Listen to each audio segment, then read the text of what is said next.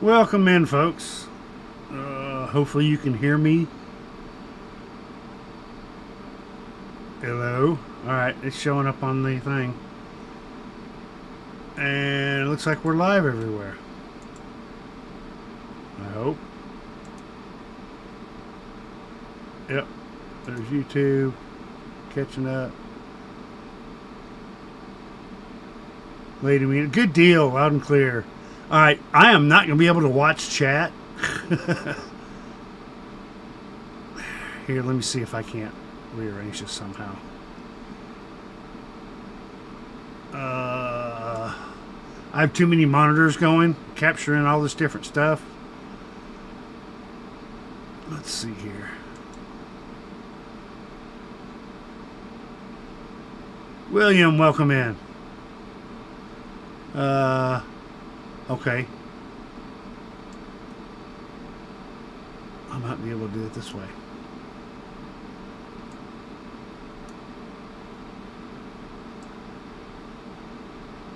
There we go. I can see Twitch chat and I can see YouTube chat.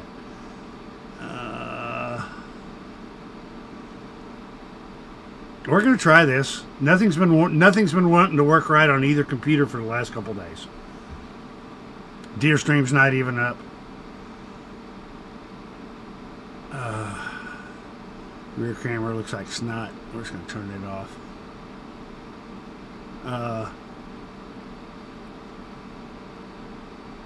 They keep canceling these friggin' launches. Right now they're set up to do this one, so let's see if they're gonna do it. It's supposed to take off here in about 15 minutes, and we'll see how it goes. Let's apply that knowledge to our next launch, both, of course, in the design of the vehicle, but also into the operation. got and about that booster, Everyday Astronaut up.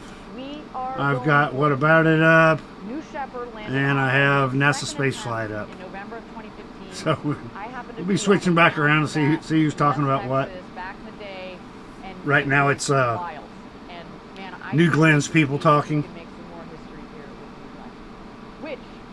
This will be New Glenn's first flight. With a pretty cool name. You wanna tell us that? It's pretty much just going to go up. They're going to try to land the booster on a barge. 90s movie reference there for all you Jim Carrey fans. But and I'm not sure what they're doing with the rest of it. I think it's expendable. If you were going to stick the landing, like if you were a vet and I don't know. We'll see. So we think it's possible. You know, the truth is that this is an enormous goal. We're trying to land. They do have a quote-unquote simulated payload on here. It's their so much complex engineering Blue Ring module that will actually hold all the satellites and stuff like that when it does go up. But they do have that base piece of equipment in the fairing. No matter what happens, we're going to learn a ton, get loads of data, and apply it to NG2 and beyond. Now, that's it. If we land this thing, I'm going to lose my mind. Yeah, I figured that out, Will, when I saw your icon. For everybody on this one. Now, some other business to discuss this evening is the payload we have on board. We have early. I'm gonna try to narrate some of this. My throat's killing me. As mentioned before, it is something that I'm very. I'm still sicker than a dog. I feel like I have a fever, but I'm not running a fever. I'm friggin' hot 1 minute. There it is. There's the Blue Ring thing inside the fairing. Ready to go in the payload fairing. A lot of empty space in there. This is not Blue Ring itself. This is not the Blue Ring spacecraft itself. It is a pathfinder for the Blue Ring vehicle. And so the vehicle... Pathfinder. It's a mock-up. Just say it. Building currently employs a lot of the same technologies and capabilities that are put in that vehicle that you see on the left of your screen. And today we are going to validate the communication capabilities from orbit to the ground. Now, it's also worth noting that today's payload is non-separated. So it's going to actually stay attached to the second stage throughout the mission as it powers on and it begins collecting data. For the broader system we're building, for the Blue Ring itself, you can think of... Yeah, I think they just got a bunch of sensors on it just so they can monitor stuff. But a mobile service station that we can use to run errands around the solar system. Today, on this mission, It's a super cool pathfinder for that vehicle that will be flying. We have some exciting details to share a little later on. We're going to get way in depth on the exact technology that we're testing today, as well as Blue Ring. But I'll tell you right now, And tonight they'll be taking off from Cape Canaveral, Florida. Not just the launch, but the payload, and for both, the Starship right now is scheduled for Wednesday afternoon, but the weather's not looking good. They keep having to adjust because they not only have a launch weather to worry about, but also return weather. Such an exciting launch. So both of these have been flip-flopping around. Earlier they were showing they had clouds coming in tonight, but it doesn't look too bad right there right now. We're going to collect a significant amount of data. They have a full moon over the launch site, or roughly full moon.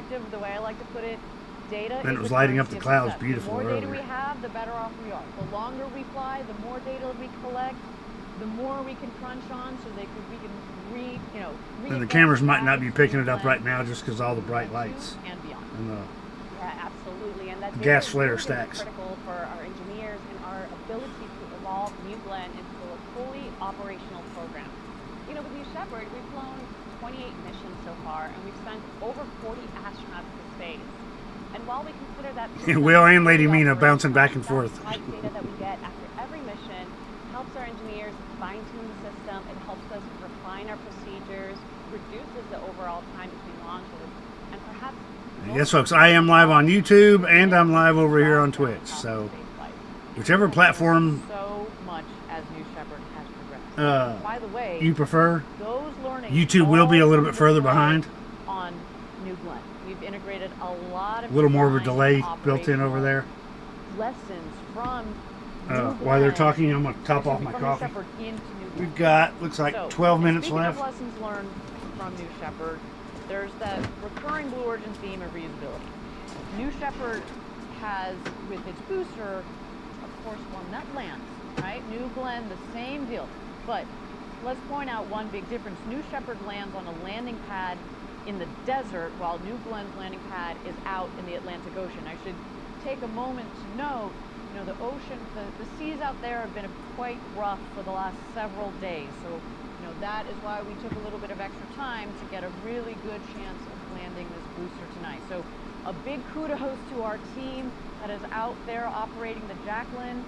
They have been rocking and rolling it, with the waves out there for several days, but things are going to get exciting this evening. Now, a key piece of this landing system is the landing ship, which we call the Jacqueline. You want to tell us a little bit more about the Jacqueline? We'd love to. So we've actually named our landing platform after a very special Blue Origin family member, the Jacqueline. It's right now out at sea, a couple of 100 miles from Cape Canaveral, and the crew that's operating the Jacqueline is actually positioned nearby in a different support vessel. That seems prudent, doesn't it? It does. Just saying. We're also going to have, there it is, and we also have a lot of cameras on our ship today, so we expect to be able to watch it live as our booster touches down, and that's just going to be so cool. Yes, it is going to be such a pivotal moment. Our first landing attempt for this rocket. Can y'all hear that okay? That gets captured regardless of what happens. And there's a live shot, a beautiful landing pad there with our Blue Origin feather, just waiting to welcome home a rocket from space. And after that booster lands on the Jacqueline, the vessel is going to transport the booster back to our facilities here at Rocket Park. We're going to do an inspection before flying again. And this is, of course, very important because you've heard us sing this tune before. Reusable vehicles are how we will radically reduce the cost of access to space. Now, I hope you're all out there getting a sense of the set pieces here that make up today's launch. We've got the vehicle itself, we've got the ground systems, but we've also got the sea-based systems. And of course, all of the people, the teammates across the Cape and... I just want to know the T0 time. They're killing us right now because we're supposed to be T-minus 10 minutes. As we make our way towards the very first orbital flight for Blue Origin. But we don't know yet. They haven't given us a proper T0. Yeah, everybody's, all these clocks that people have going on, We don't know Sorry, I yet don't have because a they clock haven't up actually right now. said. Don't have a clock up because it's not working right now. But, oh, there we go. We do have a T0 time. Hang on. Let me move my little stupid face. T-minus 40 minutes. There we go. So it has moved a little bit. I'm glad I didn't have false expectations and put up All right, 40 minutes until launch. All right, we still have a while. Move it back 30 minutes into the 3-hour launch window. So they have until let's see, UTC. So it's the launch is supposed to be at 1 a.m. local Eastern. They have until 4 a.m. local Eastern.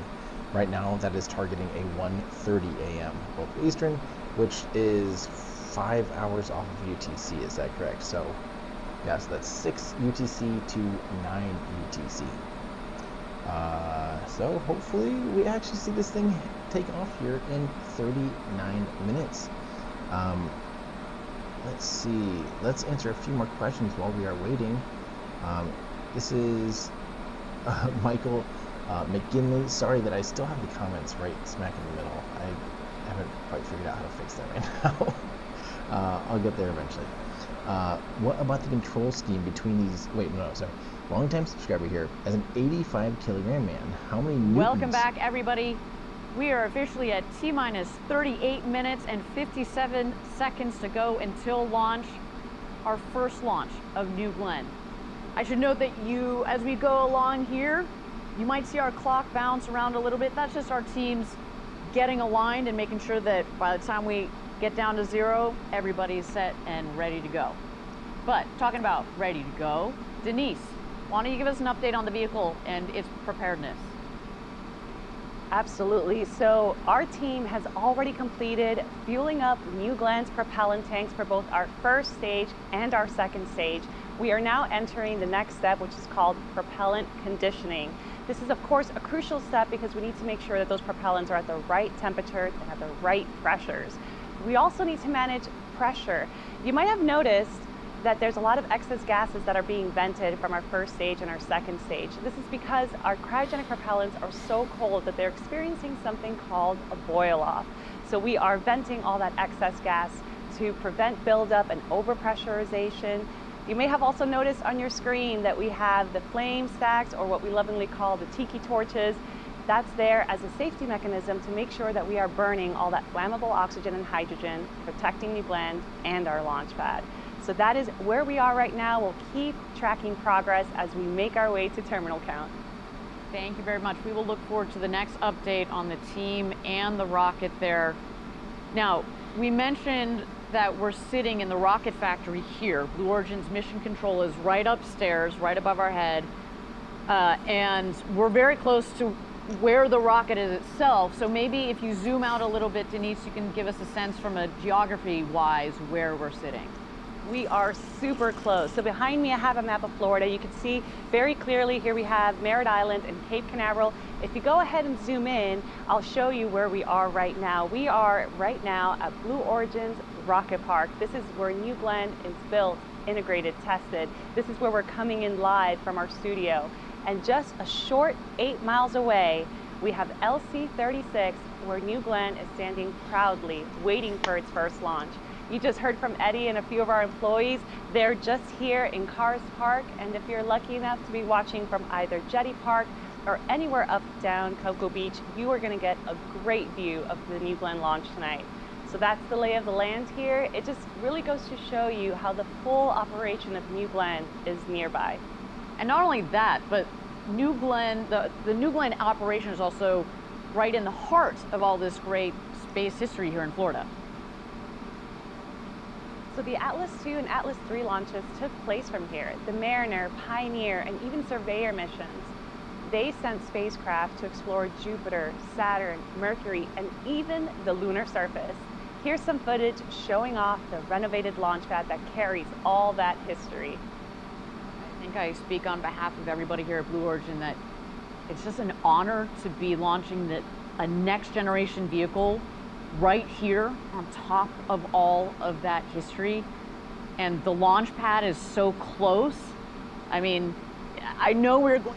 I have to add a fun little comment because I feel like they're trying to just fill time now too. But you do notice that this is on Cape Canaveral Space Force Station, yet it's called Launch Complex 36 as opposed to Slick 36, like almost every other pad that's on the Cape. So normally we delineate what's going to be, if it's at Cape Canaveral Space Force Station versus Kennedy Space Center. Kennedy Space Center has LC-39 and LC-39A and LC-39B, so Launch Complex 39A and Launch Complex 39B. And almost every other launch pad that's all at the Cape Canaveral Space Force Station, technically a slightly different everything, but right there, all kind of along the same area of geography. But almost all of those are SLICs, so Space Launch Complex. Except for this is still Launch Complex 36. Just thought that was interesting. Let's listen back in. Jetty Park, Port Canaveral, Cocoa Beach, so many people gather to watch launches from these spots already. And wow, I mean, look, this is a live view. If you're sitting there right now in Cocoa Beach, shout out to you guys, probably sitting in a nice lawn chair with a cold beverage in your hand. That's what I'd be doing if I weren't here behind the desk with you, Denise. You guys are gonna get to see and feel this launch with an insane view. So, other than maybe tripping some tsunami warnings, y'all are gonna have a great evening. There really is nothing better than a beachside rocket launch. Well, and weather permitting, it's not just people down here in Florida. People in the region, kind of the southeast region of the U.S. You see this image right here. Look, that's going all the way as far north as North Carolina. Several states north are going to be able to see this launch during different phases of flight based on where you are. So a little bit of a guide here. If you guys are all still up, it's a bit late here on the East Coast, but this is an exciting launch. So shout out to you guys as well that are watching live from the East Coast. All right, everybody, we're at T-minus 33 minutes and 30 seconds to go and counting down to our launch window opening at T-minus 0 for New Glenn's first launch. Denise, I cannot believe I'm saying that. We've been talking about this such a long time. It's just wild. Now, again, this is our first flight. We have prepared rigorously for it, but I want to reiterate, our key objective today is to reach orbit safely. That in itself is a big deal, and anything beyond that is a bonus. That said, we also know that landing the booster would be very cool. We also know that it is very ambitious to do this on the first time, but we're going for it. And no matter what happens, we are going to learn a lot, we're going to refine, we're going to apply that knowledge to our next launch and beyond. It is an exciting day, and we are so glad that you, our audience, is here to join in on all the action and all the excitement. Okay, while we've got a moment, we've got this beautiful rocket on the pad on our screen. Why don't we dive in a little bit deeper on New Glenn? Denise, our experts here, why don't we dig in, give our audience a sense of what sets this vehicle, New Glenn, apart from other launch vehicles, both past and present? Well, to start, it's just massive, just over 320 feet tall, or almost 98 meters. And just think about that. That's like a 32-story building. It's really hard to describe what that means, but another way to think about it, we all know and love New Shepard. Picture 5 New Shepards stacked one on top of the other, and that's approximately the height of New Glenn. And that's remarkable when you think about that jump from New Shepard to New Glenn. Just that size. Oh, say, there you go. You see this great image on our screen here that gives you a sense. We talk about step by step ferociously. That's a big old step we're taking tonight. It's also amazing to think that New Shepard technically could fit as a payload right inside of New Glenn's fairing with room to spare on the sides. And as fun as that would be, we don't really need to ship New Shepard off to another planet anytime soon, as far as we can imagine, although that would be a pretty cool, sneaky, third and fourth stage if you count that capsule in there.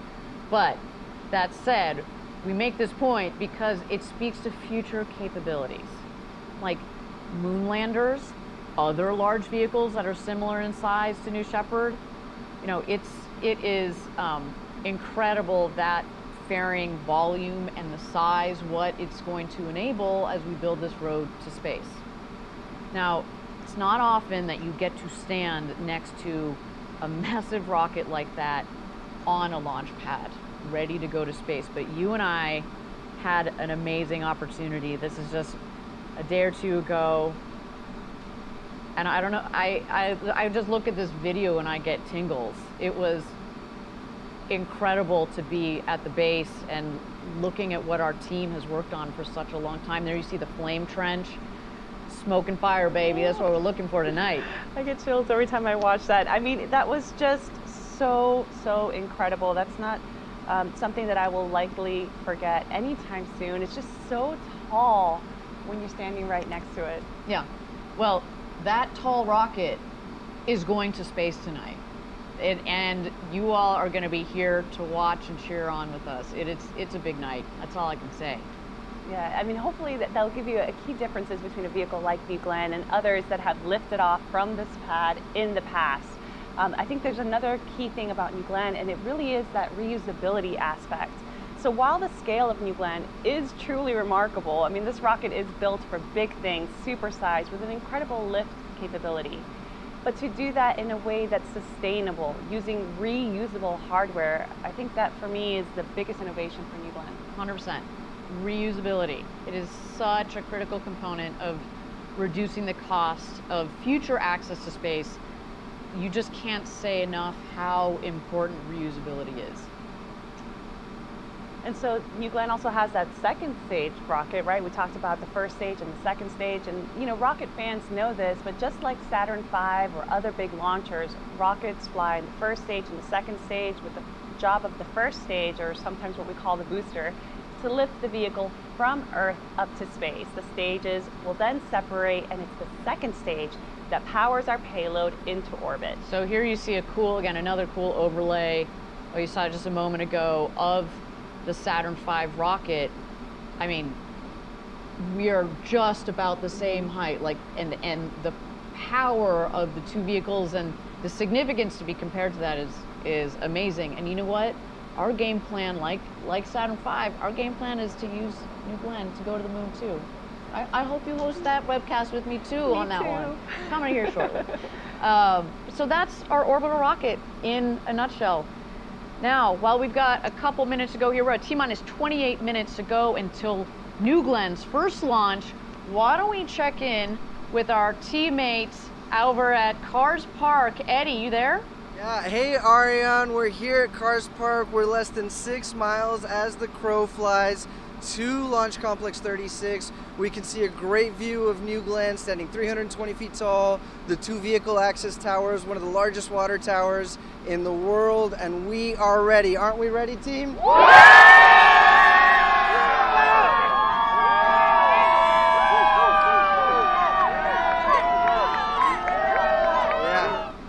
Now, it does need to be said that if you are wanting to see a rocket launch, this is probably one of the best to see actually from the Cape, because it's the closest to like Cocoa Beach, Cape Canaveral, of all the pads, and it's massive. It does take up like the entire view when you look north.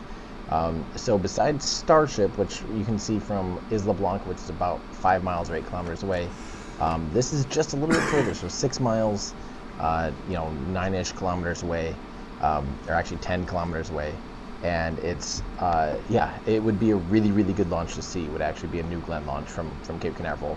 I'd say that's probably about as good as it gets on the Cape, and maybe as good as it gets anywhere other than we get pretty spoiled down at Starbase. So I do want to point out a few things that I really want to reiterate that they've kind of talked about, but if this thing gets into orbit, I expect it to get into orbit because of the kind of the nature of this program. It's been a little bit more traditional.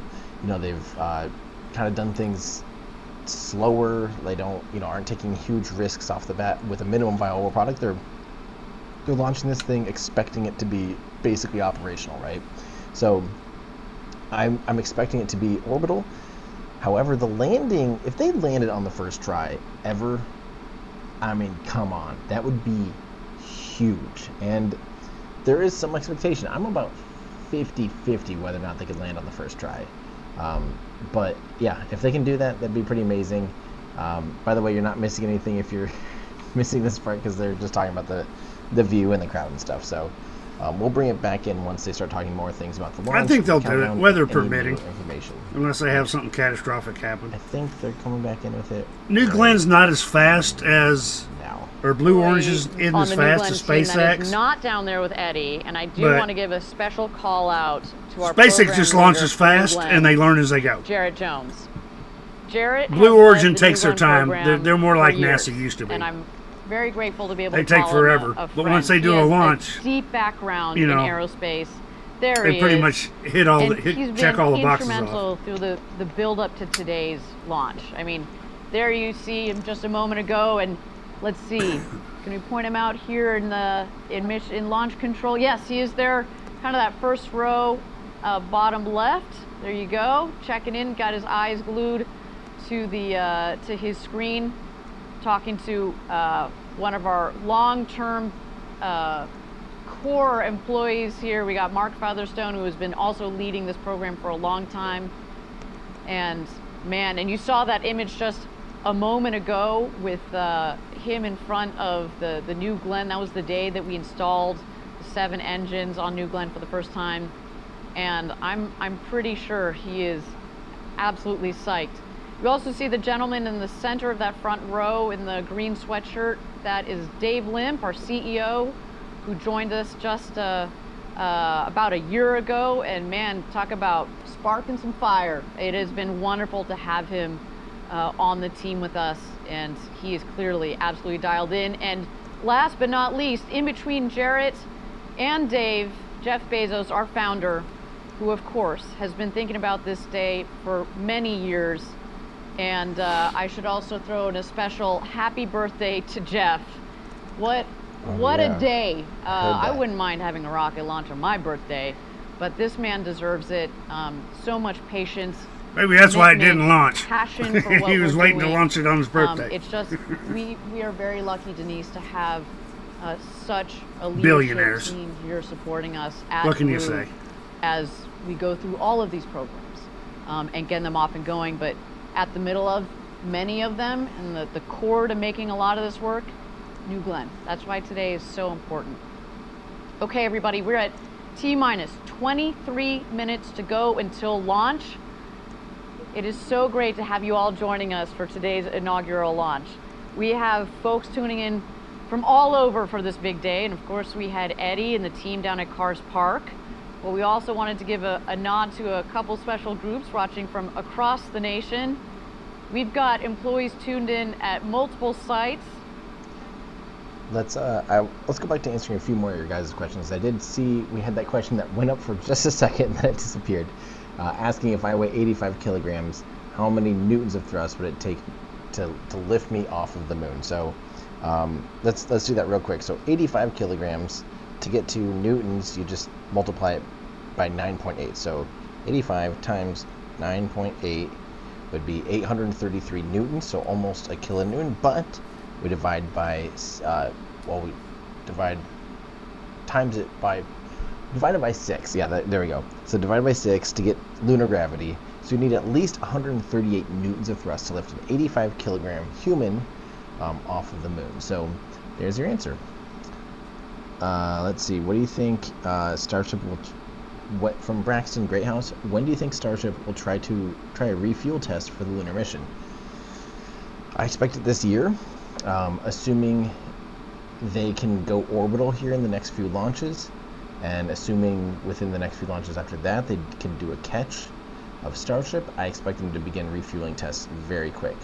I do probably expect them to have the next pad up before they do that. And I think that's going to be the long item, which I don't expect until summer at this point to see the new pad being online. But maybe. I would love if we saw an orbital refueling test happen. For sure this year would be great. That'd be really good.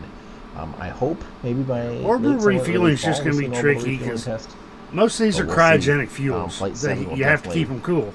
help us know how that's looking. They get over a certain temperature and you experience the boil off. This is from Noah Ronaldo. I learn rocket science from you, sometimes such as rocket failures, landings, launches, and other things. I always wonder how much thrust does New Glenn have to launch. So you're going to have all that equipment to approximately pressurize it and condense it. 17 meganewtons of thrust. It's about half the amount of thrust as a Saturn V Floating rocket. in space. It's pretty close to the amount of thrust of Falcon Heavy, so it's a very large amount of thrust. It's a very large rocket. It's just it's not just like yeah. gasoline, or you just I get think a there's gallon. 23-ish meganewtons of thrust on Falcon Heavy. Yeah, That everything is clear Or like propane. downrange. That's both Once the you water pressurize it and put it in the a air. container, then it stays there. And I haven't heard anything thus far, Ariane. Well, thank you, Maggie. So great to have you up there, keeping us tuned into all of the action. As we noted, we've got launch control and mission control right back to back. We'll be checking in again with you in a couple of minutes.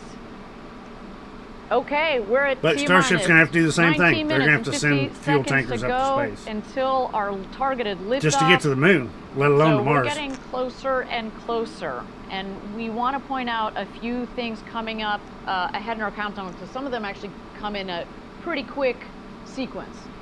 Yeah, so coming up, we're going to have a planned weather check. This is where our teams take one last look at the weather for launch today.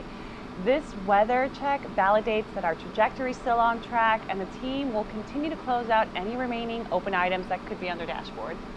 The very capable folks in launch control upstairs will undoubtedly be checking through closeouts over the next few minutes or so. And once we get through those, we'll start to go into some final vehicle checks. So you want to walk us through those final vehicle checks? Once we get to about T-4 terminal count, we're going to transition New Glenn into where our auto sequence begins. And the operation really becomes hands-off for our operators. We're going to be switching New Glenn to internal power, internal hydraulics, and things will move really quickly from there. And then, as we approach the final moments, and just before we light the engines, there's this water deluge. It's a huge water deluge. This is going to engulf the flame trench completely, which is going to protect our rocket from vibroacoustic and thermal loading. Finally, autopilot will be enabled. We'll flex the gimbaling engine, and then, well, ignition. Game on, ignition. I cannot wait for that moment. So all of this is very exciting, even to just hear said out loud. I think there's also a very specific sequence for starting the first stage engines. And talk us through that, because it's not like they just all turn on at once. We got to be careful about how we sequence the engines igniting. Correct. So you might think that we ignite all 7 BE4s at once, but that's actually not the case. We do something called a staggered start sequence. Engines 1, 4, and 7 will light first, followed by engines 2, 3, 5, and 6. Now, of course, these will happen in a very quick succession, but the staggering start really helps to decrease the sudden pressure on the whole system. There just truly is so much power in those BE4 engines. So staggering them creates a more smooth on-ramp for all that power. Absolutely, and we talk a lot about the rocket, but you can't forget the ground systems as well, right? So when we are essentially protecting the rocket from the vibration and all that power coming out of the engine, we're also protecting the launch pad itself, right? You see from the map that you showed us earlier how close we are to the water. The water table is just a couple of feet below the launch pad. And I should really talk, a lot of engineering went into the complete refurbishment of our launch complex. And so we want to take care of it. It's there for the long haul. But man, we got a big old powerful rocket. So this water deluge system is critical to both the rocket and the ground. Okay, let's answer a few more questions here while we wait, because the clock just moved to 37 minutes. Just had a clock update here. We are T-minus Let's see if they 7 update us. minutes and 20 seconds to go until launch. As we mentioned, this is kind of what we can expect from our team as they get aligned and ready to go into launch today. So they just need a couple more minutes, and that's A-OK. You know, we say this on the New Shepard webcast as well, which is we have spent years designing this rocket and, you know, months building it and months going into designing this operation. If we need a couple more minutes before we press go on this thing, that is A-OK with all of us. So with that, why don't we take a moment here to check out this beautiful New Glenn rocket on the pad, getting ready for its first mission to space ever. Okay, perfect. Now we can answer a few of your questions. And like I said, guys, I mean, if you're upset about so far what amounts to a 1-hour scrub, then welcome to the party. I mean, this is very normal for a first launch of a brand new rocket. I mean, who remembers the early Starhopper days? SN5 and 6, the SN8, SN9, SN10. I mean, any new vehicle will have some teething pains. Vulcan, SLS, oh my dear God, let's not think about the SLS delays that there were. Very normal. If it launches tonight, I'll be honestly pretty impressed. Because it's kind of normal. It's not really a big deal. They don't owe us anything as casual viewers of this. It'd be great to see, though. I really hope that it takes off tonight. That'd be great. Yeah, I think Blue Origin has multiple would be very fun. manufacturing Meanwhile, facilities that we build can different answer parts. some more questions. I don't Let's know. start off with a few more engine questions. Honestly, I haven't kept up with love Blue Origin rocket because they've engines. been so far From behind Ronaldo SpaceX. again. You get some good questions in here, my friend. Asking what type of That engines and does the new Glenn use? they don't there tell are everybody a total of whole lot. 9 engines altogether on the vehicle. There's 7 BE4 engines that run on methane. They are closed cycle, oxygen-rich closed cycle engines, and they run. Technically, they say liquefied natural gas, which is another question that I'll answer here in a second. But yeah, they're very powerful. They're about as really close to the same amount of thrust right now as Raptor. They're a little bit bigger. They're a little bit less efficient than Raptor because they're not full flow stage combustion cycle. But they are still closed cycle, which is fantastic. That's what we want and expect out of a large vehicle, a new launch vehicle these days. We kind of want that technology in there. We don't want open cycle on a vehicle of this class and size, and that's how they're getting a lot of the performance, is by not wasting any propellant, spinning up the gas generator and spinning the turbines, powering the gas generator and spinning the turbines. So yeah, BE4 engines, they're awesome. There's 7 of those on the first stage. The second stage has 2 BE3Us, which are open expander cycle. They're bleed expander cycle, which means that the expander cycle is really cool. The expander cycle, and we'll talk about this. I saw another question that will wrap all this together perfectly. The expander cycle is where you take the latent heat from the engine. Don't forget, I'm going to go back to my beautiful bottle of water. A rocket engine obviously is extremely hot, and it wants to melt everything that it touches, right? That the combustion process and the flames touch, right? They're going to try to melt the walls of the rocket engine. So in order to prevent them from melting, a very common trick for preventing rocket engines from melting is to use regenerative cooling. This is where you literally flow. Oh, maybe a little update. Minutes and 53 seconds to go until New Glenn's first launch. We are so happy to have you all joining us for this historic launch, both here in the U.S. and everywhere around the world. Denise, tell our audience, where are we up to in the preparation of our vehicle? So right now we're completing a systems functional check for New Glenn, and this is critical because we're ensuring that all of our systems are operating nominally. We're going to verify propulsion, avionics, guidance, communications, and even safety systems. Our engineers are also running diagnostics on all the BE4s and BE3Us. We're checking flight computers, we're checking telemetry. We're also going to do one final comm check. This is really crucial because we want to make sure that we're getting the right data between the rocket and the ground, as well as verifying the signal integrity. Now coming up, we're going to do one last weather check. This is where we get real-time data on wind speed, direction, temperature, humidity, cloud cover, lightning, even thunderstorms. Not just for the LC-36 pad, but we're also checking the weather where the Jacqueline is, so that she's ready to receive our booster. So that is where we are right now. Things are going to move quickly here. Thanks, Denise. And yeah, we should reiterate again, the weather, we got to take into consideration the weather here, but also downrange where the landing ship is, the Jacqueline. We've mentioned it earlier. Of course, that was one of the reasons why we needed to take a little bit more time before getting to launch this evening. The sea state out there, it was a little rough. They were rocking and rolling. And we want to give our rocket the best chance of coming into land and sticking that landing on the Jacqueline. There is the Jacqueline ready to receive the first stage of New Glenn so we can take it back home, refurbish it, put another payload on Jeff top. Bezos named that barge again, after his mother. Reiterate some of our objectives for today. The primary objective is to go to space, go to orbit safely. That's number one. And if we happen to land this booster, as we mentioned before, there are going to be a lot of people losing their minds. mine as well. So stay tuned for that. Now, Denise, why don't you go through a little bit more of the flow down there? So the Blue Ring team is up in mission control right now, also surely tracking their own checklist as they make sure the Pathfinder payload is ready to go to launch as well. Correct, yeah. So upstairs at the MC, we'll have a launch control and mission control. So our launch team is the one that's doing all these system checks on New Glenn, while mission control is making sure that they're doing similar system checks for the Blue Ring Pathfinder. Wonderful. And let's take a second and dig in a little bit more on that payload.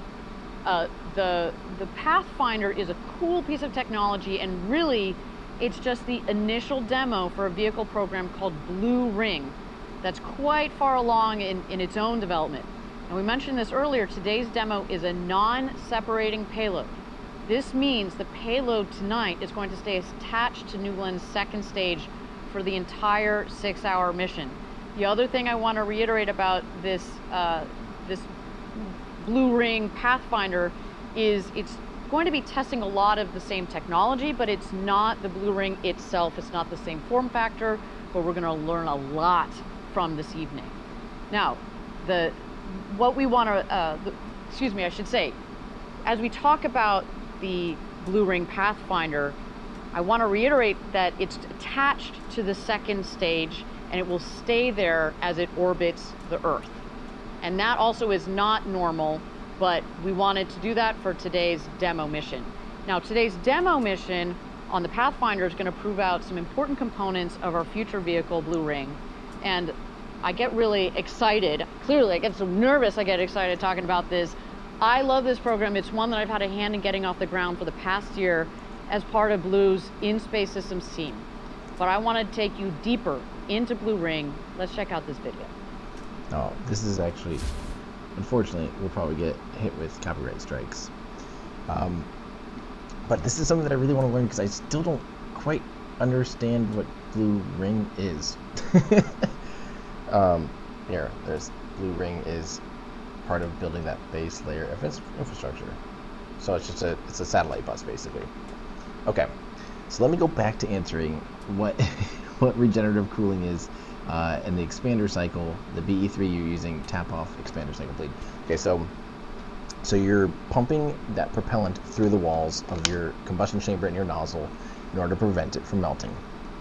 In doing so, you're taking a lot of the heat energy out of the walls and you're putting it into the fuel, which then, thanks to phase change and stuff, basically you can think of it as like boiling off. It's not necessarily always boiling off, but you can think of it as boiling off and having a lot of pressure being built up in that system. So instead of then putting that back into the engine, or not back into the engine, but into the combustion chamber for the first time, instead you can have that high pressure gas spin the turbine. Then in a normal expander cycle, that pressure has to be high enough to spin the pump, to keep the pump pressure high enough, but then also be higher pressure after spinning the pump to still go into the combustion chamber. So what happens is you end up with a very limited amount of thrust. So the bleed cycle means that you bleed off some or all of that exhaust, or all of that gas that goes through the turbine, and therefore you can overcome those limitations because you can just bleed it out. It can be, you can extract as much energy out of that gas as you want without having to have it be a higher amount of pressure than inside your combustion chamber, so it doesn't go backwards, if that makes sense. That's the BE3U. This is on the topic of, we were talking about the BE4 and liquid natural gas and methane. So what's the difference between methane and liquid natural gas? So liquid natural gas is kind of the overall thing. Liquid natural gas has methane, it has propane, it has ethane. So liquid natural gas is kind of a catch-all. It's kind of like saying cars and then specifying like sports car or whatever. It's like a category kind of. It's the encompassing. So you can liquid methane is a natural gas. Natural gas is not necessarily methane. It can have other trace elements in it or other elements in it. So so you can refine it down to pure methane if you want, and that's how that works. Mason Duncan wants to know, when will the new die-cast model rockets be available in your store? They are finally shipping to our stores. They have been completed production, and I think Falcon 9 has also completed another run as well. But it's going to be really incredible to see the first rockets ever flown in the United States with humans on board. The Mercury Atlas and Mercury Redstone next to a Falcon 9 looks ridiculous. It seriously blows my mind, and it's going to make for an awesome rocket garden. Not too busy. How much would impact if one of the 3 gimbling engines fails? That's a really good question. It would be quite an impact. It could be detrimental. But now, here's the deal. I don't know if they also supplement some of the control scheme by having thrust differential, where they can throttle the engines to be able to help steer and guide the vehicle. I would picture, though, that you just need the gimbals to work. Just like with almost every other rocket, if you lose gimbals, you lose your engine, you lose your control, and you lose your rocket. So I do think, I think it's going to be pretty important to keep all 3 of those engines that do gimbling. How do New Glen's performance compare to the rockets like Ariane 6 or Falcon Heavy? It's very close in performance to Falcon Heavy, a little bit less to Leo in depending on partial reusability versus full reusability, etc., etc. If you were trying to land all 3 cores of Falcon Heavy, it would be able to put up a little bit more into low Earth orbit. However, compared to landing the booster of New Glenn. However, if you were going to geostationary transfer orbit and still trying to reuse all 3 cores, then New Glenn would have the upper hand just slightly. So they're really close. Depending on the mission profile, one might outperform the other just a little bit. And it's very comparable to the Ariane 6 in performance. This is Idris talking again about the gimbling engines being 3 in a row. I imagine controlling the roll in BNG be extremely important as your axis of control change with respect of your rocket's roll. Yes, but that's always the case. I mean, literally, so you don't have to do, you don't have to have the engines all slewing, like this together. They can also slew like this. There's enough clearance to build it. You see it all the time with, Raptors. There's 33 Raptor engines. If it tilts 13 degrees,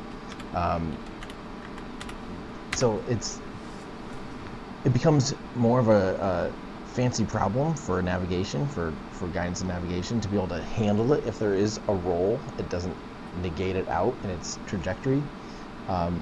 But yeah, it's relatively trivial. Those engines can gimbal on 360 degrees of axes there. This is cool, from DMMMeth. DMMMF. Or, yeah. My dad is the senior director of the Stage 1 fluids for New Glenn. That is awesome. I really am wishing your dad and the rest of the teams the best of luck. Liam the Rocket Nerd, Scott Manley recalled when they said that it would eventually use a 3rd stage. He suggested they would use Centaur, the Centaur V or 5. I don't know if they call it Centaur 5 or something. Probably Centaur 5. Would this be a good idea? What are the drawbacks?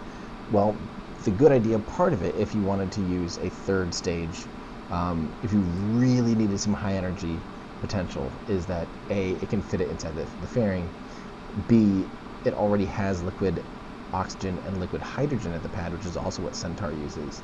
I mean, that would be a ridiculous, I don't know what you would need that for.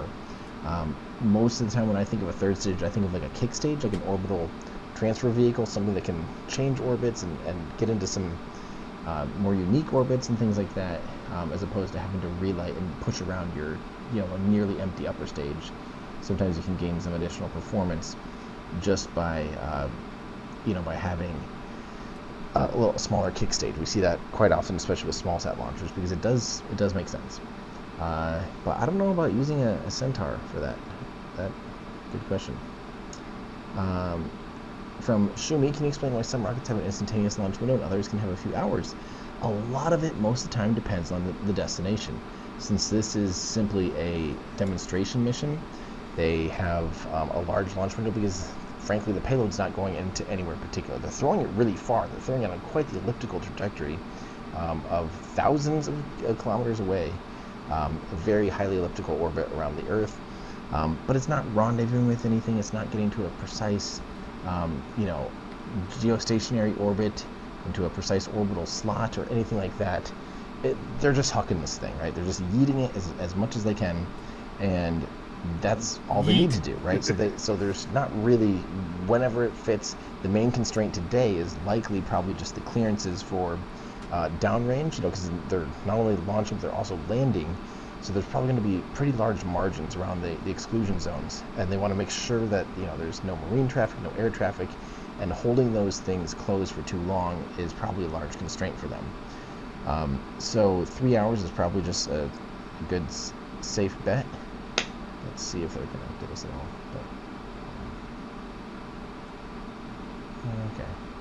Okay. But other vehicles, lots of times, like say you're launching to the International Space Station is a very good example, because the International Space Station not only is on a specific orbit at 51.6 degrees inclination, so it's at an angle relative to the equator and relative to the poles. It's at 51.6 degrees, and the Earth is spinning underneath it. So you got this hula hoop type thing with a ball spinning underneath it, right? A globe spinning underneath it. So not only do you have to line up when your launch pad crosses or is about to intercept that orbit, but also you have to line up with when the spacecraft you're trying to rendezvous with is in the right part of the orbit too. So that's why an instantaneous launch window is like, literally, if you miss it by 1 second, you're going to be so far off. And then take it to vehicles like the Falcon 9 that use super chilled propellant. That propellant kind of has a small operating window where it's at the proper temperature, proper pressures, all these things. And so they basically just say, once they start loading propellant, they just have this perfect countdown, and it's not technically always instantaneous, but it might as well be instantaneous, and they treat it as if it was instantaneous. Hopefully that answers your questions. Thank you so much again, LS4222. I did a quick update that the 1/100 scale Redstone Atlas and Mercury Atlas, Mercury Redstone will hopefully be out here in the next month or two. Oh, this is from Chris Franklin. Tim, I've met Charlie Duke several times. He's my favorite astronaut. Ask him about the time he was driving the only vehicle on the 14.6 square mile surface and couldn't find a place to park. I will ask. That's actually a really good question. This is from Patrick. This will be an exciting next few days. Greetings from Germany. Honestly, this is like the craziest week of spaceflight for me personally. You guys know I don't cover every launch. Just for the record, a lot of people always go, where have you been? You're not posting anymore. Since I've started this, since I've been doing YouTube since 2018, I more or less do a video a month-ish and a stream once or twice a month. Same upload schedule, same stream schedule since 2018. Look back at my feed, nothing has changed. Yet people are always like, you've been gone and all this. No, I haven't. I've been doing the same thing forever, and I always get this Mandela effect that people think I did news or something. And I don't do news. I don't cover every rocket launch. I cover what I can, when I can, and when I want to. Frankly, I want to be excited about things, and this is a mission that's exciting to me. Yeah, the transport. I'm good with that. I'm covering. I cover what I want when I want.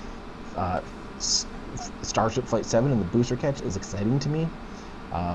Yeah, frankly, I do what I want and what I can, and yeah. But this is a crazy week. This is a crazy week with New Glenn potentially launching.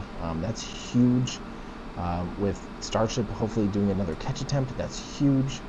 I mean, this is really, really exciting stuff. There's also 2 lunar landers being launched by a Falcon 9 that I probably can't cover that I would love to cover, including Firefly's Blue Ghost. Oh, there's just a lot. There's a lot. There's a lot going on this week in spaceflight. This is a good question from Jack. When is the pointy end up check? I better do that here before we get to we've still got 30 minutes. Yeah. Pointy end up. We remind me to do that before T-minus 10 or something. Yeah, they keep bumping the clock. DP Huber sighed, did I see myself in the promo video? I did not. want to see that. I gotta find that. Chris Franklin, what is the timeline from launch to landing burn? Great question. They tweeted about it, and I think I actually saved it on my phone because I have been traveling. So let's see here. Liftoff is, guess when liftoff is in the timeline? Bet you can't guess. T0. Okay, the booster, re-entry booster, hopefully the booster touches down 9.5 minutes, basically. 9 minutes and 28 seconds to be precise is the approximate time of booster touchdown, assuming, but here's kind of the timeline for the booster, because the booster has quite the ride. So max Q is at T plus 1 minute and 39 seconds. MECO, manager cutoff, is 3 minutes and 10 seconds. So that's a pretty long burn. You know, the Falcon 9 typically runs 2 minutes and 20 seconds, 2:30, 2:40 maybe, but I don't think I've ever seen an expended Falcon 9 maybe will go 3 minutes, but 3 minutes and 10 seconds is quite a long first stage burn. So it means it has a lot of potential. It's putting a lot of energy into the upper stage, and that's a good thing because that upper stage also has a lot of potential. So that's crazy. Let's see, booster re-entry burn happens at T plus 7 minutes and 17 seconds. The booster re-entry burn complete, so it lasts almost 30 seconds long. 7 minutes and 45 seconds. Then about a minute later, they hope to land. The landing burn is 8 minutes and 52 seconds. Dang. I can't wait for that. And one fun fact though, I don't really want this to scrub because I want to be able to go to bed tonight. I've got a big day tomorrow and an even bigger day the next day. But one thing that is good about it pushing back, so now we are at 3. Okay, so it's about 1,000 kilometers downrange east. Oh, I think even at the end of their launch window, I'll bet it still won't be landing in daylight. No, I don't think it will. Dang it. I was going to say, at this point, okay, never mind. I want this thing to launch as soon as possible. Thank you so much from Adric Me. Always nice to have you along for the ride. Thank you. I'm happy that I was able to do this one. Space Boy, Logan Morgan, Tim, this Tuesday, are you going to be at SatGus viewing party, or will you be closer to the launch? I will be at the SatGus viewing party. I am co-hosting it, and we're providing the live stream for Mark Rober. It's going to be very exciting. So if you see me, come say hi, Logan. Well, don't say hi, Logan. Say hi, Tim. Yeah, Mark Rober is launching a satellite. Travis says, who thinks that Blue Origin will launch again this year if they even fly tonight? I think they'll fly again this year. He did a pretty cool video up on it. You can look it up in I expect them on to YouTube fly, several times this year. I really hope for 3 or 4 flights this year. This is Ed Powell. I can't wait until the next rocket. New Grissom. Well, no, they already have New Shepard. Grissom only flew also a suborbital launch. The next one would be New Armstrong, which is a moon rocket, right? So you have New Shepard, which is named after Alan Shepard, a suborbital rocket. You have New Glenn, named after John Glenn, the first U.S. astronaut who went into orbit. So an orbital rocket, New Glenn, orbit, orbital. And then you have New Armstrong, which is rumored to be their even bigger vehicle that would be capable of. Oh, this is cool. I haven't seen these updated animations with a little refueling vehicle looking thing. That was cool. But yeah, then New Armstrong would be like an even bigger, huge vehicle. I'm sorry you feel that way, Nicholas. You're welcome to do whatever you want with your funds. Ex-Captain Taco X, New Glenn is unable to make it to the moon, while India is unable to land on the moon without crashing, is equally humorous. God, I almost read that as humongous and then humongous, but is equally humorous. I don't think any of those things are honestly that comparable, but yeah, you do you. Corey Kramer, why doesn't Starship use the same technology for Raptor nozzles as the heat shield? Why not use regenerative cooling in the walls of the rocket engine? That's a great question. So you need to have something power that most of the time. So Stoke Space, I have a video about Stoke Space, and I hope to do an update with them here soon this year. But Stoke Space has a regenerative heat shield concept, but the key is that they're using the expander cycle already in their to power that engine, that system on that upper stage. So you have to have a system that can still push and propel and move the fluid through the heat shield. If you don't have a system to pump and circulate that fluid, it's just going to be stale, it's just going to burn off, and it's going to be gone. So there's not an inherent system there to pump. You could, of course, add pumps and things like that, but now you're adding more weight. Yeah, that's what I think. Liam the Rocket Nerd, always great to hear from you. Do you think they will do a landing leg deployment test and forward canards movement test like they did with New Shepard? Oh, I would like to see that, but I kind of doubt it. I mean, they did it like on ground equipment last year, but I don't think they have room to do it on the pad. I don't think they're like Transporter Erector, the giant thing behind the rocket that stands it up. I don't think they have clearance there to extend the legs, would be my guess. Fun fact, for those of you that don't know, I have an awesome video with Jeff Bezos walking through the factory, but then there's part 2 that a lot of people seem to miss, where we literally went out to the launch pad and saw, it was a Pathfinder, which is basically like a mock-up at the time, plus went up next to the Transporter Erector, looked down on the flame trench, went up in that launch tower that you see to the right. It's huge. You don't get a sense of scale when you're looking at something like this. It's really, really, really big. I'm trying to look for something that's even like human relatable in these shots, because it's hard to tell. It really is hard to tell how massive it is. I mean, this thing is almost as big as Starship. It's 98 meters tall. Starship's a little over 120 meters tall these days. It's 7 meters wide. Starship's 9 meters wide. So it's much bigger than it's way closer to Starship than it is to Falcon 9 in size, which is impressive. Let's see here. Highland Aerospace, sorry about the... We have moderators. To be honest, though, I don't know. I kind of just ignore chat, and we have people that are pushing me the good comments. I mean, just ignore them. Let people do whatever they want. They're going to be idiots if they're idiots, and they're going to be pleasant human beings if they're pleasant human beings. It's kind of that simple. We do try to catch, people that are repeatedly offending, but to be honest, I've kind of just let moderators, I've told them to relax, because whatever, people are going to be people, which is too bad. I'd rather just foster an environment where people feel like they can add to the conversation, and where they can hang out and be excited about spaceflight. And it is a shame that you see people talking about so many things that have nothing to do with any of this stuff, and it can be insulting and it can be degrading, but yeah, that's up to them, and I hope that people learn to mature and just enjoy stuff together. This is from Yuhana Langer. I've been watching since the Spacesuit days. Huge thanks for all you do. Vulcan versus New Glenn versus Starship. What are the payload capabilities and thrust to weight ratios? Who's the champ? So thrust to weight ratios, I have no idea. Starship is pretty close to 1.5 off the pad. New Glenn, don't know. And Vulcan, it depends on the amount of solid rocket boosters. Yeah.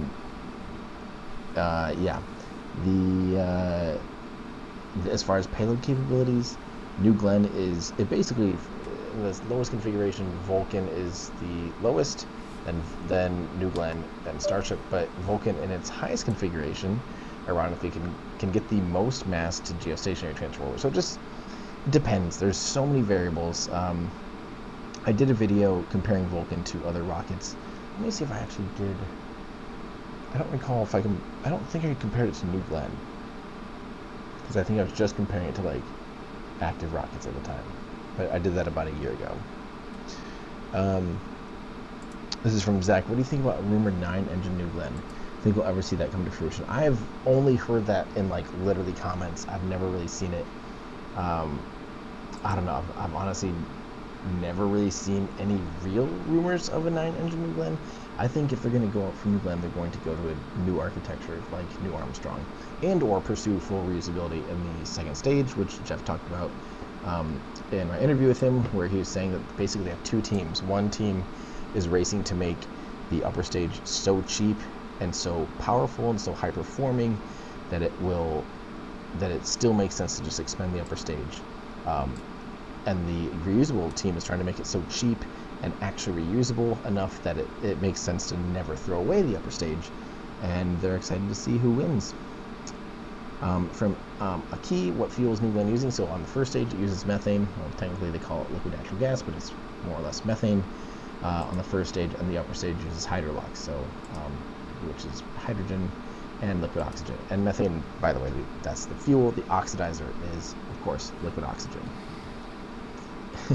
Yeah, 2 hours of sleep it is. I know, I'm feeling you.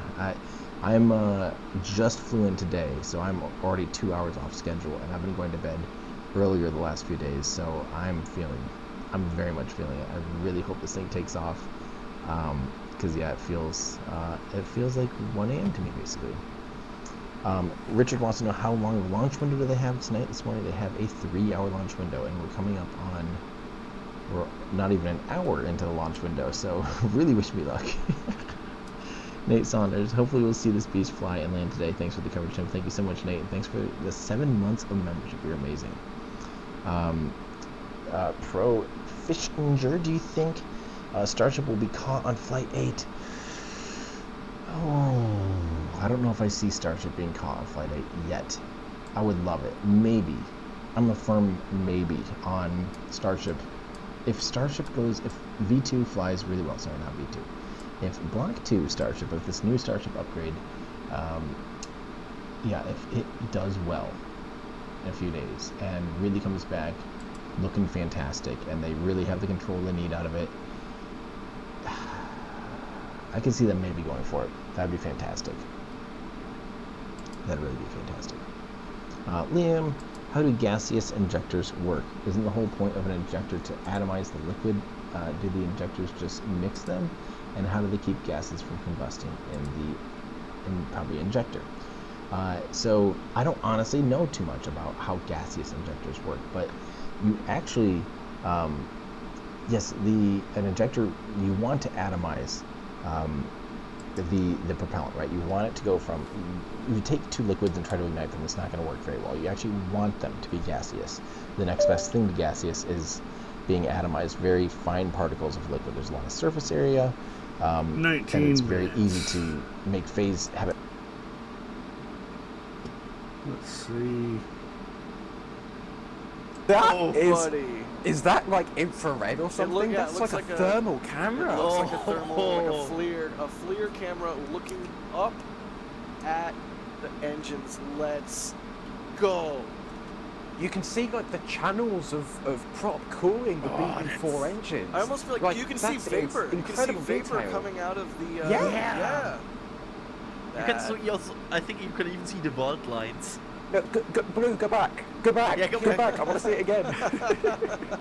Oh, buddy, 18 and a half minutes. Oh, that was fantastic. Oh, look at, you cannot even see the writing on the rocket anymore because it's frosty. So frosty, yeah, wow. I'll say it again. Look at the texture of the frost. I love it. I'd love to, maybe not lick it, but I definitely love to touch New Glenn right now. Just, it's so fluffy. Do not lick the rocket. Turn the audio from the other one up, because they're showing the same 36, thing. They're just talking different stuff. Yeah, absolutely. In the background. I mean, to love be the way fair, that the condensation and like the vapor just like wicks off the sides of the cylinder from whatever direction the wind is going. Like it's beautiful. A fully fueled rocket ready to do some work is beautiful, regardless of who built it. Also, I want to already in advance say goodbye to this camera. Because that camera looked close. Yeah. I wonder if they were waiting for the static fire to install that camera, because that might be part of the expendables for this mission. They're expending the second stage, they're expending the fairings, and they're also expending that flame trench camera. Yeah, I feel like that reusable flame trench rocket, camera, expendable camera. yeah, very expendable camera. Oh, that's look at that launch pad there. I'm getting to the point where I'm practically at a loss for words. This is so dang exciting. Yeah, it's the tingling feeling again. It's the somewhere below 20 minutes. We are getting there kind of feeling. that certainly is starting to kick. Welcome back. Under everybody. 20 We're minutes at if they don't add Yeah, some more time. on there. I did begin drinking another Red Bull, and I don't know if it's that or the fact that we're like 16 and a half minutes to go, but my heart is racing.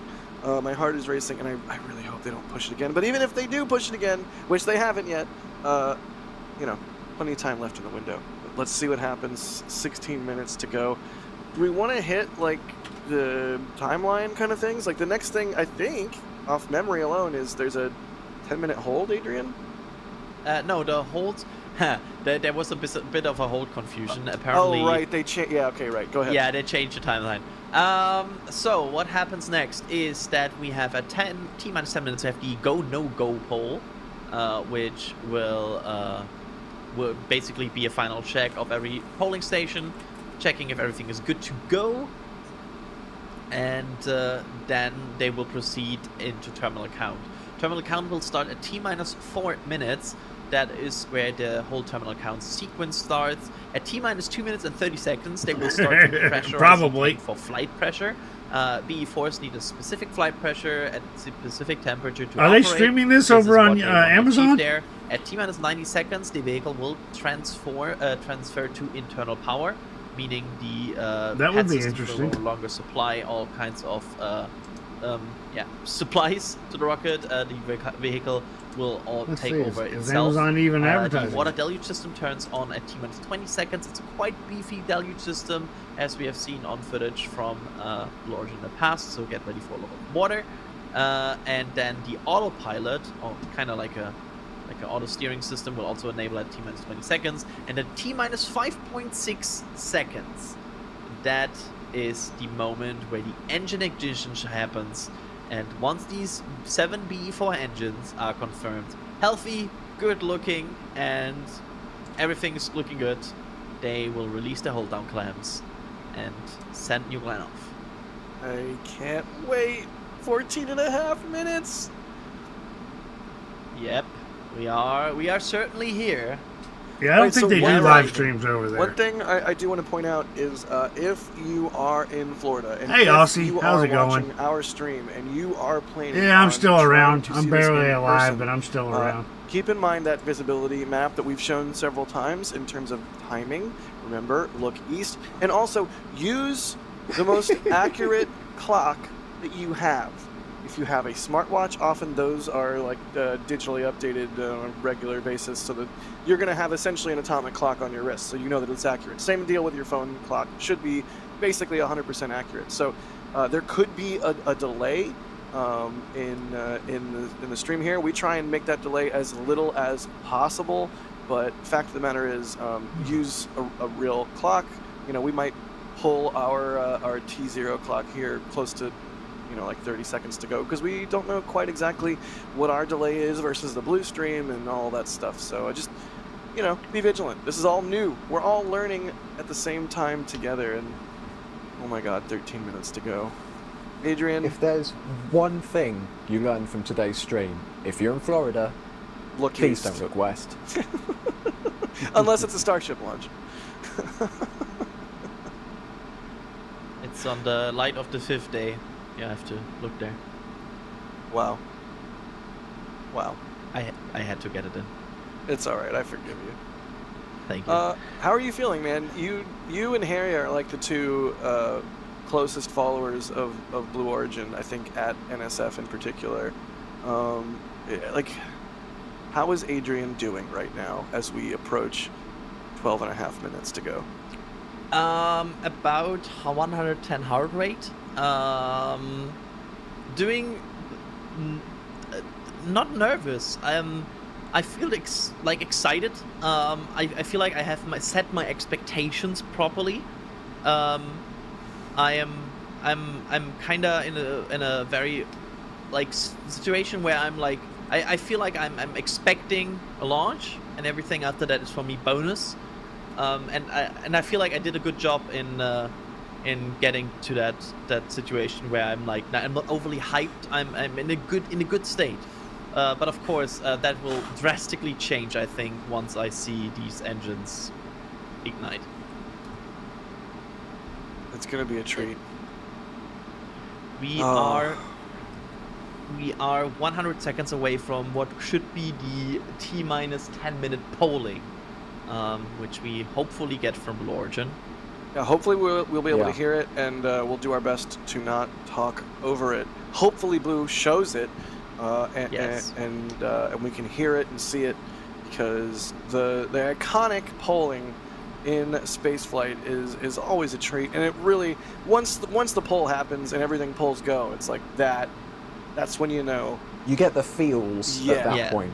Yeah. Ask me how I feel again after that poll is go. Okay. No, Like that's actually then- that's a good comparison. We'll do that. Yeah. Oh my God, 11 minutes to go, you guys. Oh, I hear sound. Yep, I hear pad sound again. I like that. Please show the poll. In 1 minute, that number will be a single digit. Oh, buddy. Oh, We're closer than we've ever been. It's going to be a bright future. 2025 is going to be nuts when it comes to spaceflight, and this is just the start. Yeah, there are going to be a bunch of launches this year. What a treat. I know I'm right now still contained, but if this thing ignites, I will just jump through my room. Maybe like put a pillow on your head or something? Yeah, like, Wear a helmet? like cover the floor. Yeah. All right, let's listen for that poll. Hopefully we get Yeah. to hear it. As soon as I hear a voice, I will be silent. Right. We don't know that we are going to hear it, but we're hoping that we will. Yeah. Come on, show it. In the meantime, I'm quite happy with beautiful rocket views. That fairing is so shiny. So crispy new. I think Adrian's excited. I think he's a Yes. little excited. I am. Another drone shot. Love it. You can see the flare stacks, 2 of them right there. There's also 2 more. Really Yep, beautiful. In the background. Yo, In the this is background, going to be... That's the pad. In the background is the pad flash stacks, and in the front is the launch pad flash stacks. This is going to be a sick shot at liftoff if the drone is still in this area. Yep. I'm also worried about that flash stack because I've seen flash stacks that close before that have been damaged by a rocket. Yeah, somewhere, maybe in South Texas, perhaps. Yeah. Rip that flash stack. Never forget. 9 Yep. minutes to go. 9 minutes to go. Jack, I would change that to 29 minutes to go because that clock has updated once again. And once again, we are under half an hour until launch. And we This is still not have something. more This is not window something left. unexpected. They keep adding time to We this. still Sorry, folks. have more window left than they have used.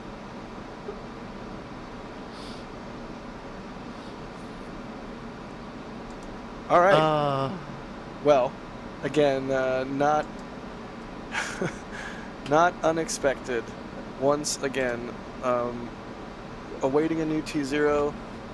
Looks to be. And hopefully I'll have us a 2:27. little We'll get more confirmation organized on that, for so the another Starship 20-minute launch. delay. I'd really My love new- some color on what one of my exactly monitors is going went on. out. Is it a vehicle issue? Is it a range issue? Is There's it a big hole right there right now. weather If I issue? can Is it a lean up recovery over issue? there. Like what's going on? New monitor. Gosh, I've been But trying to hey, it's order brand what new for rocket, a week and a half that's now. How it goes. We Uh, just have It's to supposed to accept be it in and Tuesday. appreciate the which is fact now that they're tomorrow. trying to do something that is unprecedented. They've never done before with a brand new. I mean, not quite brand new And engines, it but relatively. Take me new 5 engines minutes to install it. and entirely new vehicle. So it's I'm just how these not things used to go with the streaming new with rocket. We'll keep only a hanging couple out, monitors. answering your questions and slowly losing Especially our when I'm minds. doing You know how something we like do this here, and have so so- many different live streams. I made pulled a up. I think it should be. Go on, Adrian. I made a mistake. I got too hyped there. Do you know like when the crash is too hard? Like And I got used to having I 5 monitors. I trusted too much. Yeah, you allowed yourself to get too On one excited too PC. early. Yeah. Go ahead, Ryan. Now I'm down to 3.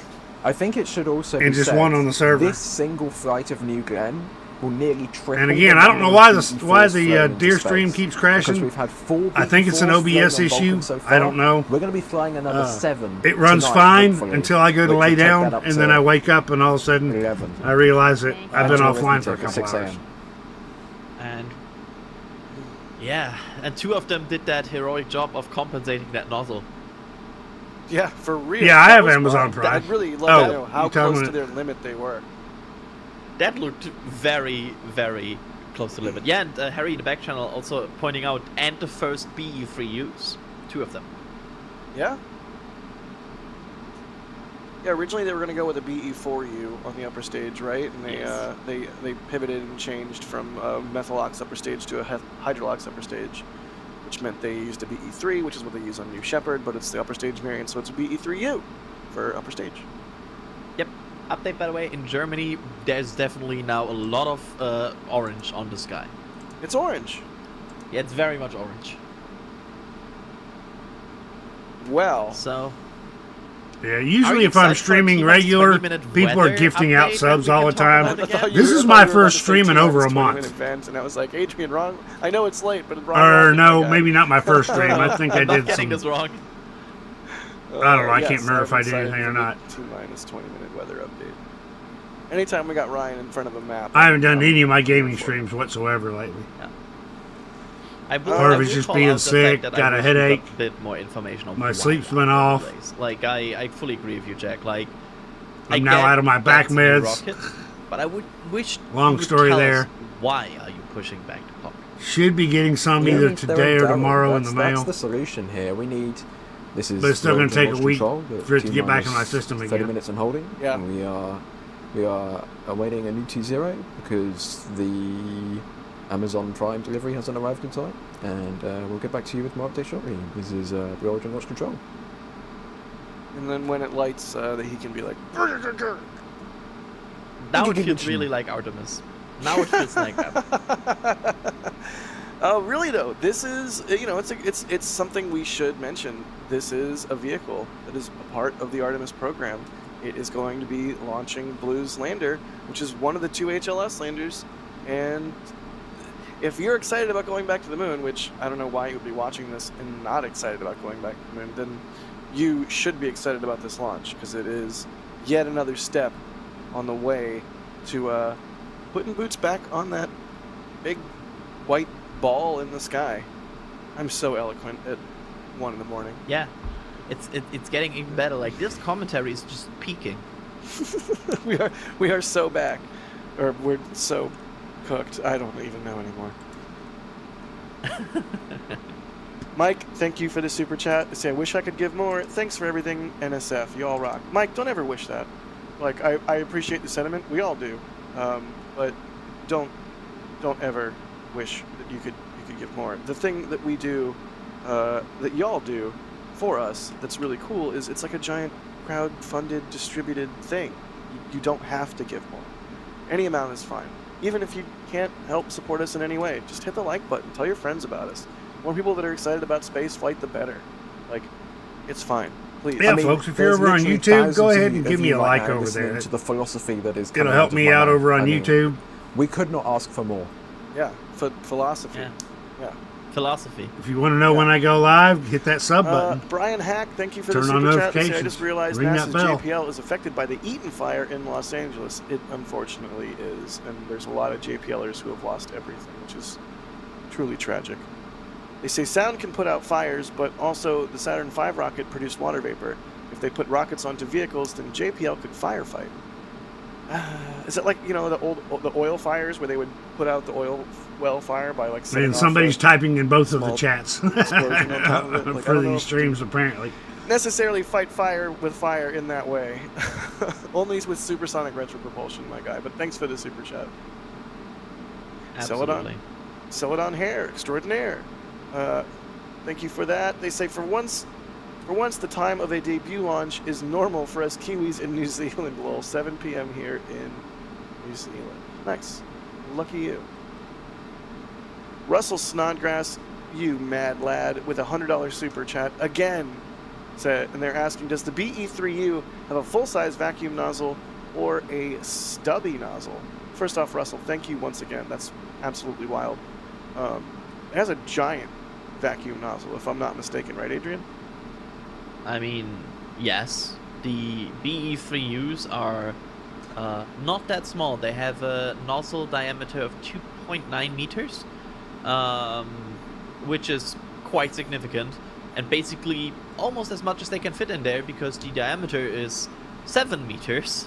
So if you're 2.9 times 2, you are about at, well, 5.8. So you have 1.2 meters left in your diameter there, because they're next to each other. So not that much space left in that upper stage. And you've got to remember, those two engines are sharing that interstage with actuators, with control fin hardware.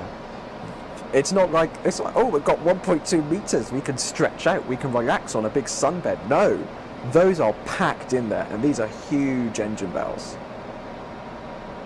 Yep, absolutely. And they are producing quite some ISP. They have a ISP of 445 seconds, and each of them Those are good produces shots of those 770 kilonewtons of thrust. Taking a It's page not out of too shabby for a SpaceX's hydrogen upper stage. playbook and putting more cameras So, on launch towers yeah, and stuff. That's one of the advantages of an hydrogen upper stage. It tends to be quite efficient. Hydrolox, baby. It's annoying Yep. to work with. Looks but like a flame there damn, on is it the fairing. It's a little melty, reflection but of damn, the they're delicious. flare, though. Neither of you get that reference. Nope. Let's see if chat gets it. No, let's see. More questions. Keep them coming, y'all. Jay Rhett is asking, could New Glenn launch a New Shepard to Mars as a ferry from surface to Martian orbit with the gravity distance? As in, like, Put a launch New a Shepard in a fairing on a New Glenn and launch that to Mars? No, because New Shepard fully fueled is 75 tons. So there you go. No. Thank you again, everybody, No, for the joining us. answer is We're at no. T-minus. So, John yeah. Cook asking a question I don't think we know the answer to yet, but hopefully we find out the answer to this in a little bit here. John Cook asking, does Blue's recovery ship use water deluge? We've seen that on SpaceX drone ships, it's pouring some water onto the deck to help mitigate the acoustic and thermal energy of the engine as the rocket's coming in. Do we know anything in regards to that? Speaking of thermal, boy, look at those BE4s. Yes. Blue, you can just keep it on this shot. We don't need to see anybody's face. We don't need to hear about anything. Just leave it on this shot. Give us pad sounds, and I think we'll all be very, very, very, very, very happy. Yeah, like, don't change anything. Just be here. Be here now. I think to answer that question, we will probably find out when you find out, because we haven't seen a New Glenn launch before. We haven't rehearsed this. We don't know what's going to happen. We will see what will happen at the exact same time. SpaceX just started that you see it using happen. water deluge on their we're going to drone find out ships. with you in The Falcon maybe 9. They got tired of repainting the surface, I guess. 7-ish minutes time. And I think some of the metal was starting to warp from the heat. Yeah, I looked at some screenshots of Jacqueline and of like videos of, and I at least don't see openings for a deluge. So there's that. More 18 questions. minutes. I Hopefully they demand don't add more time questions. Echo Deal with a super chat asking, but when will then be now? Andrew Berg, thanks for the support. They say New Glenn is mass limited. 200,000. Hang on, 239,361.7 Cavendish bananas. Angry American, thanks for the support. They say 33K watching. Oh my god, are there 33,000 people watching? 35,000 people watching right now. And only 8.4 likes. Come on, man, smash the like and kick the algorithm monster. For real, though, I know it's like a cliche YouTubeism, but like, hitting the like button really does help us. So, if you want to help us and you're like, oh, geez, I don't have $5 or I don't have, I can't super chat, don't even sweat it. Just hit the like button. We appreciate it. What were you going to say, Adrian? I want to make a joke that you said 8.4 likes and not 8.4 thousand, but the moment is gone. So it goes. I'm sorry, man. I didn't give you an opening. Yeah, sorry. Robert, you had your defense. Robert, Thanks, for Lady becoming a Mina. PadRat member. Michael, thank you for grabbing the patch for Flight 7. Alex Vaughn, thank you for the super chat. They say, do you think they will refly the booster if they catch it? That's a great question. All right, Bubba. Ryan, do you think they'll refly the booster if they catch it? Or land it, I guess. Land it. Land it is the right answer. Is the right way to say that. I would assume Blue is the type of company that would put it on display somewhere. But I'm not sure where they could put it on display. Because I'm pretty sure if they put it up at Exploration Park, it might be in the way of the approach to the shuttle landing facility. And you don't really want... I'm not, don't quote me on that though, but that could be a confliction. If it will fit at Exploration Park, you know, that would be pretty cool, especially considering Exploration Park is directly adjacent to the visitor center. Right. That would be pretty sweet. That would be I sweet. think it would be a stretch to get it up to Kent, Washington, which is Blue Origin's HQ. That would be quite a trip. I think we can all agree that putting it at Van Horn, unfortunately, also makes no sense. Yeah. They can I mean, slam I'll it take into a it. bridge in Van Horn. I mean, hey, they would be the second company to get to do that. Second Imagine rocket if that- company. Imagine if that bridge gets hit by a second rocket booster. Like, That would be quite hilarious. Adrian, we'll cross that bridge when we get to that bridge. We'll cross that bridge when the time comes for us to get to that bridge and cross that bridge. yes, the bridge.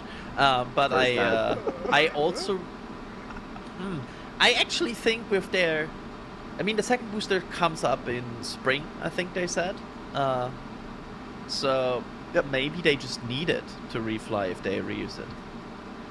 It could very well be. It could very well be Meow. that they want another tail to fly in you spring, and then doing, they want buddy? this one to fly again What you in doing? a couple months after that. Like, hopefully they can work their way. Tigger came into by a to say rapid hello. cadence fast. What you doing, buddy? But we'll see what happens. I mean, we Oh, have he does not like to Escapade be coming held. up, which is a Mars He loves to be interplanetary petted, though. transfer window. So you He need, just don't if, like to if, be if held. Blue is genuinely confident in hitting the upcoming window for that, they need their rocket to be That's ready to down do on my that. coffee. This rocket clearly was not ready to launch last September, October. So, but again, this is a new rocket. Would NASA trust such a big interplanetary mission on a brand new reused booster on a vehicle that's never been reused? And again, we don't know what's going to happen in 14 minutes and 9 seconds time. We don't know how far this thing is going to go. Blue says full mission success is successful orbit, and Oh, they just added more time why to is it it again. always when we say the time? Ugh. Why is it always when we say the time? Yeah, my head's The killing time me and I'm changes. ready to lay Jack down. said the time changed. I brought it up. The next second, it pushed. We're now just beyond, T-minus, you guessed it, 35 minutes and counting, around 2:48 in the morning local time. I jinxed it. I'm sorry. It's twice in a row we've jinxed it now. I kid you not. Someone says the time, and 2 seconds later, the clock gets pushed. I'm sorry, everyone. It's my fault. You know, that's the way she What are you doing? goes. It's a Can't you brand new sit still? rocket, and Can they're you not only sit gonna still? have to. You guys know. You've heard me say it. This is how it goes. It's a brand new rocket. It's a 3-hour window. So it goes. Let's keep hanging out. Let's keep having fun and answering your questions. As hopefully Yes. Blue gets this figured out. But you know what? There's still Ryan. Is there more time in the window than is not in the window, or are we past that point? Ow. Wow. Ow, ow, ow. You need to learn how to use your claws. Or I'm going to declaw you with a pair of We pliers. lost Ryan for a second. Yeah, in the we mean- both. Did I press? Sorry. I pressed the. It's late. I pressed the wrong button. I'm sorry, job. everyone. Oh no, you did it, Jack. It's whoa, whoa. What? He did a Well, what? Why is What it? I was saying before you informed me of my non-talking status was that breaking news, everyone. We are now beyond the halfway point in the window. There is now less time in the window than has been used in the window for this launch window. Window. All right, halfway through their window. I joked earlier Little when I halfway. said you will hear the commentary go down over the course of the window if this delays. Come on. No, we're cooking, dude. I don't know what you're talking You're about. going We're down. Yeah, we are You don't know how to absolutely use your cooking. claws. cooking. Or we're cooked. Yeah, we are somewhere between cooking and cooked. John with a really interesting question. How long can the WB-57 loiter? I don't think we know, but it is a bomber, and it almost looks like a U-2. It's got really long, thin, boxy, glider-like wings. So I suspect it's got a fair amount of loiter in it. Yeah, I mean, they once they reach their destination, they are also like they're not using that much anymore, right? They're just gliding. I don't agree with how you frame that, but yeah, in general, the more I'm not a plane guy. the more fuel-intensive phase of flight is takeoff and whatnot. When you're at cruise, yes, it's like yeah. Every single plane They're person not just got mad at me. but they're not just. Yeah, gliding. I know. Turns out you're one of those conspiracy theorists that think the airplanes run on compressed air or something. No, I'm not. Oh, But it looks like the field team is taking this news wonderfully. They've all got smiles on. They're persevering. They've got the hoodies on. They're keeping warm. Hopefully. That's why we Let's love see. them. I see some Yay. light dancing. I see some light dancing in the field team. So there's good spirits. Yay, yep, it's good Yay! spirits. There you go. There you Good go. spirits. Definitely not manufactured happiness. What about Disney World? Moving right along. Musical Wolves, thank you for the support. Anonymous, thank you for the Flight 7 patch. They say, breaking news, squirrels develop new bacon recipe that's 8 bananas tall. Horses shuttle, bingo! I think they might have just won some sort of space. They've gone more off the rails than we have at this point. Yeah, right. Yes. Scaly Flu, can I get the name to show up, please? Scaly Fluffiness. Oh, it's them again. They became a Capcom member. Thank you for that.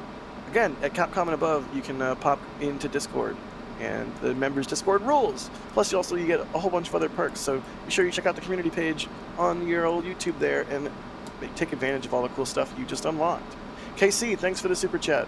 Blablick, thank you for becoming a Padrat member. Compacted, asking when hop. Gunshot. Thank you for that. All right, who did that? It's Hey, Free. It's me, the Ghost. Interesting name. Say any patches Just for they've the new Glen they've changed the launches. time. I would be really nice. It's kind of hard What? to we didn't 10 know how times much in the last 7 interest days. there would be if you would even want a patch. I mean, I Don't would ask like me a why. patch, that's for Up sure. until a They've few- been fighting up until weather. a few months ago, it would have been an escapade patch that would have done. Right. Honestly, Which would I not got have been tired of hard if we updating had Discord. a whole pile of escapade patches that we were like, Every time Whoops. they change. Like I said, we have 2 major escapade is, launches like, this on week, top, it's like, and they Origin, keep you got, changing like, both one. of them. Like, It might not even take off tonight would now. be bad. I don't know. We'll see. They keep adding time to the clock. Mimi 4 thanks for the super chat. They say, as always, love your coverage. Oh, thank you. It means a lot. Thank you. I think the panel might be going unresponsive, so forgive me for the delay here. Dane William, you're saying, how many customers have payloads scheduled on New Glen, if any? Adrian? Well, I think the biggest customer we have to name here is Amazon Skyper, because technically, that's not Blue Origin. That's Kuiper from Amazon, so that's a customer. We have Escapade, of course, from NASA. We have the Artemis program and HLS with the landing on future Artemis missions. We've got, what is it, a little space plane. we I think have- we'll be launching. I need to think.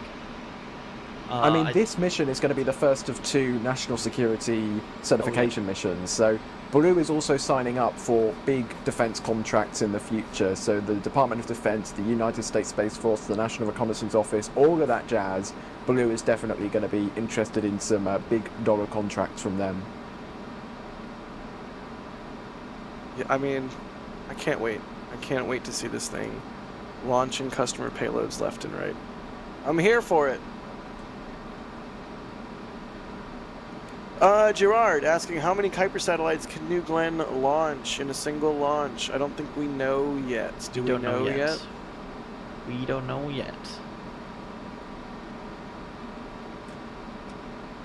Sadly, we don't know. Yeah, hopefully we find out more here soon. That is one of those things we'll just have to wait and learn. RN1371, thanks for the support. They say, let's get the show on the road. Blackhawk New Zealand, Yes. gifting 5 Red Team memberships. Thanks for that. Gerber, GRBR, with a super chat. They say, it looks like Blue Origin ship Mary Bennett is being circled by the NASA 425. That's the WB-7. Hopefully it isn't having trouble downrange. Hopefully. The Average Gamer, they say, hello from Cali, hope the T- doesn't get pushed. That was 34 minutes ago.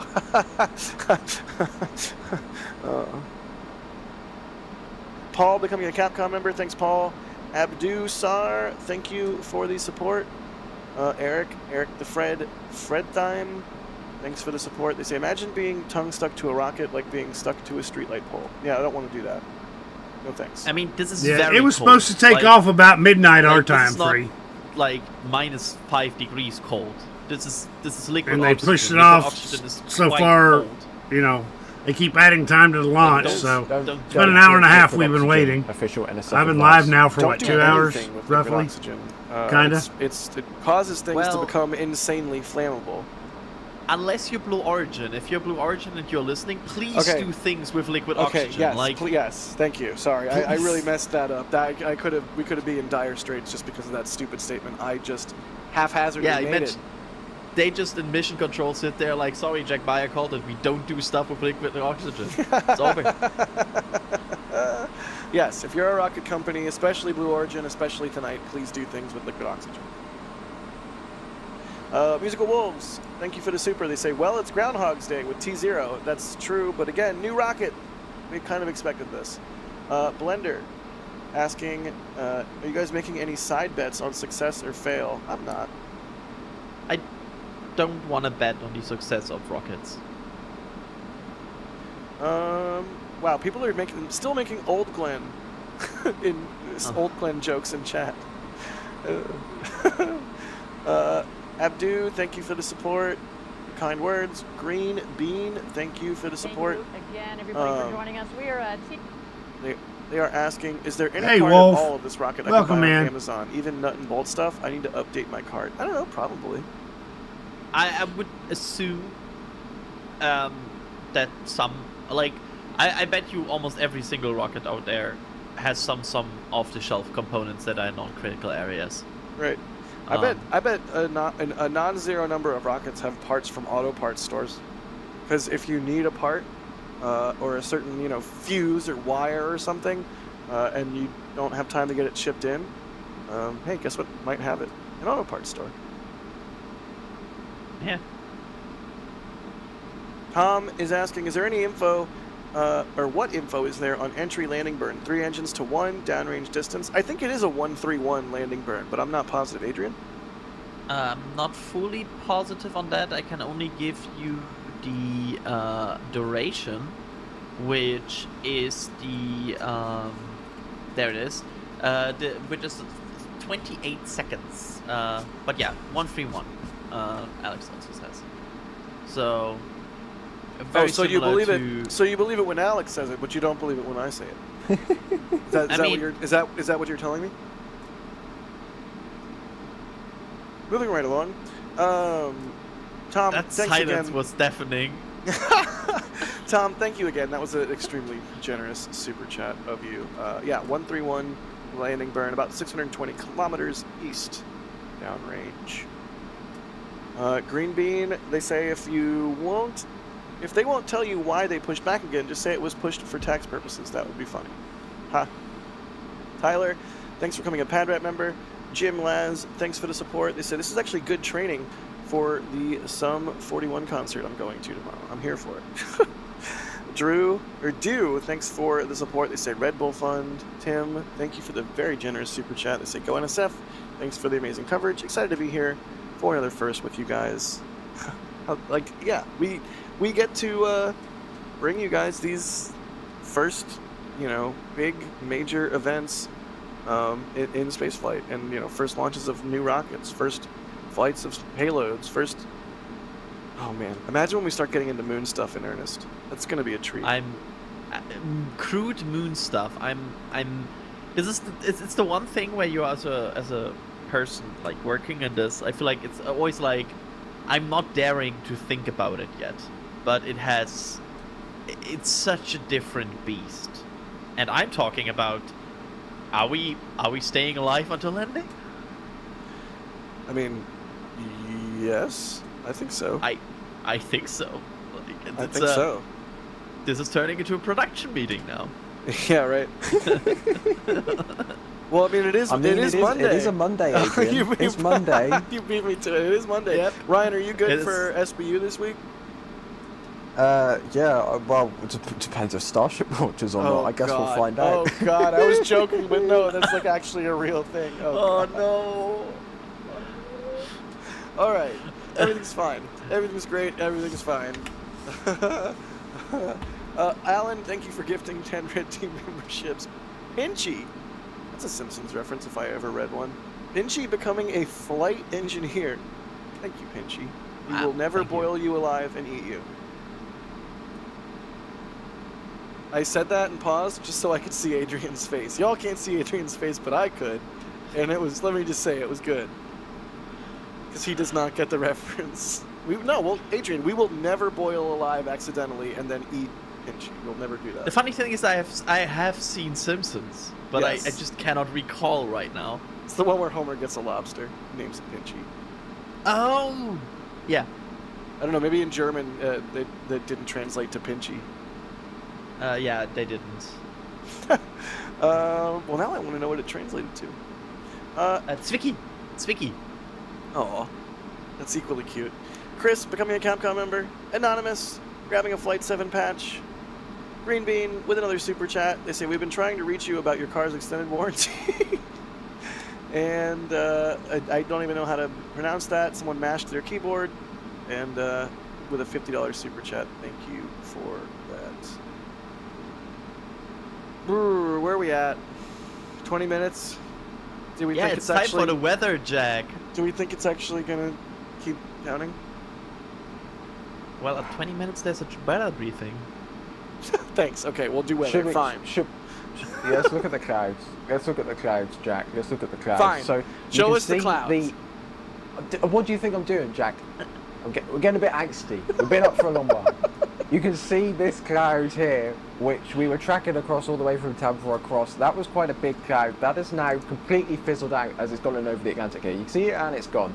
However, there is this kind of band here that's now starting to sweep across Florida, and the leading edge, to use a wing term, I don't do weather, but I am now, of that cloud front is kind of moving across towards the Cape Canaveral area, and we're getting reports it might be getting in the way, which is a little bit annoying, but it does look thinner than the other clouds, than that big cloud there that was quite thick. It looks quite thin, but it is moving towards the Cape, so yes, cloud, but it is a bit thinner, so maybe that's good. I mean, no clouds would be ideal, but thin clouds might not be that bad. I mean, we'll just have to wait and see. But I'm just very glad that all of this stuff is going north and not coming towards the east. You should just preface everything that you do with I don't do blank, and then proceed to do blank. That was pretty great. I'm not doing weather, Ryan says as he stands in front of a weather map. What I meant to say is I'm not like a qualified meteorologist, right? Don't say that. People out there don't know that. I don't have a degree in cloud stuff, right? I'm just looking. Cloud stuff. Ladies and gentlemen, this is what I'm doing. I'm looking at this map. No, I don't, Jack. I'm looking at this map and I'm going, that cloud is moving that way, and we don't want clouds over that location right there. So any clouds there, bad. Yep. Back to you, Jack. Thanks, Ryan, for being our certified NSF weatherologer, weatherologist. There we go. And just as Ryan has conducted his weather briefing, don't tell me. Blue Origin should have also conducted their weather briefing that should have happened at T-20 minutes, which is so perfectly lined up. Yay. Well, we're under 20. We're 18 and a half minutes to go. Hopefully we get there this time. Fingers crossed. But if we don't, there's still plenty of time left in the window. Don't fret. Y'all out there watching in Viewerland are troopers. There's still 35,000 people watching. That's remarkable. Yeah, I believe the window goes until 3 o'clock our time, my time. As we are. 4 o'clock Space more Coast heavy lift time. rockets means we'll be able to send more payload into space, which means more cool stuff, more science, and more. So, yay! Hopefully, under 18 minutes or go. Just, fingers crossed. Let's check in with the field. Who do we got? We have some. Do we, I'm not sure. I think they need a moment. Okay, yeah, let's take a moment for the field to get ready. I do want to see the field camera. I like the BTS camera that we have. In Yeah, the meantime, really quickly, Nurse 9Ball, thanks for the super. They say, proud Titusville resident watching with you. Nice. Josh Schulten asking, why flare stacks and not recondensers? Pros/cons? I mean, one is simpler than the other. I'm not sure I'm qualified to answer this. Yeah, I wish I had an answer. I actually think it's a very good question. It is. I wish I had an answer right now. Like, Yeah. All right, let's check Maybe in. one is simpler than the other, like maybe flare stack. Okay, Oh, I certainly. also don't have a PhD in GSE, but like flare stack is like big tube with fire on top, burn stuff off. Recondenser seems like really complicated, lots of pipes. Like, if I understand it correctly, a recondenser is essentially like a big fridge with Yes. pipes in it. Yes, it would use liquid nitrogen to Yeah. cool gaseous, or just I assume gaseous, boil off from propellants, and you cool that back down into a liquid. I mean, recondenser. That's what it does. What it says on the tin. It recondenses. Speaking of doing what it says on the tin, the field team does a great job of covering the stuff for us and enduring the elements. Do we have D back? Do we have you back? Yes, I am in fact back, and the excitement is still building here, I have to say. What is the vibe? You guys are out there in the cold, I know, and it's pushing continually, but this ain't your first rodeo, right? Like, new rocket, 3-hour window. I imagine you all came prepared. Oh, absolutely. I mean, we saw the static fire, took some time, and we've had plenty of other inaugural rockets take their time, and so whether it goes today or not even saying it, we're all out here to see this historic launch. Every change of the T0, there's been a wave of groans over the whole pier out here. It's a really crowded pier. This is one of the few areas of the pier that there is standing space. It is shoulder to shoulder. You can't get off of this area right now. But the excitement is incredibly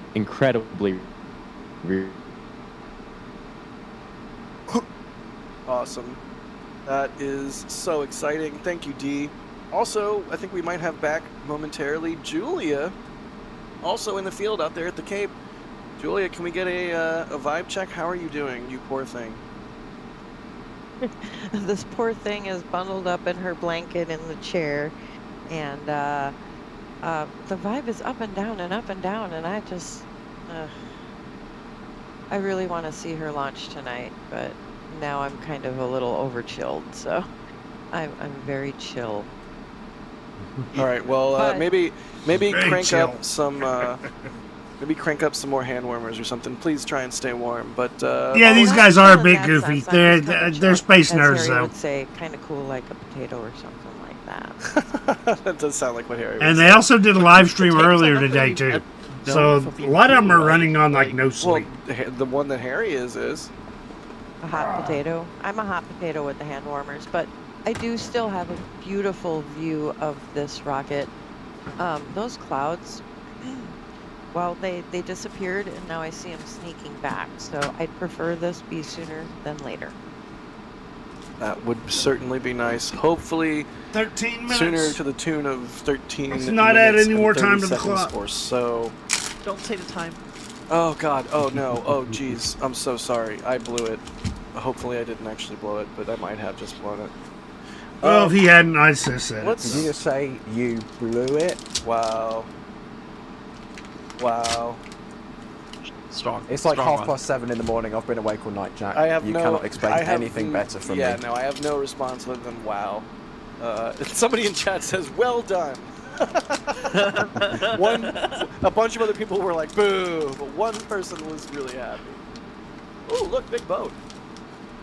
Oh yeah, that's I'm really glad this boat is coming past the time prior to T0 Yes. than T0. I concur. I feel like if there's a boat in that particular area right at T0, that boat would get yelled at. Yeah. Again, really, really loud horn.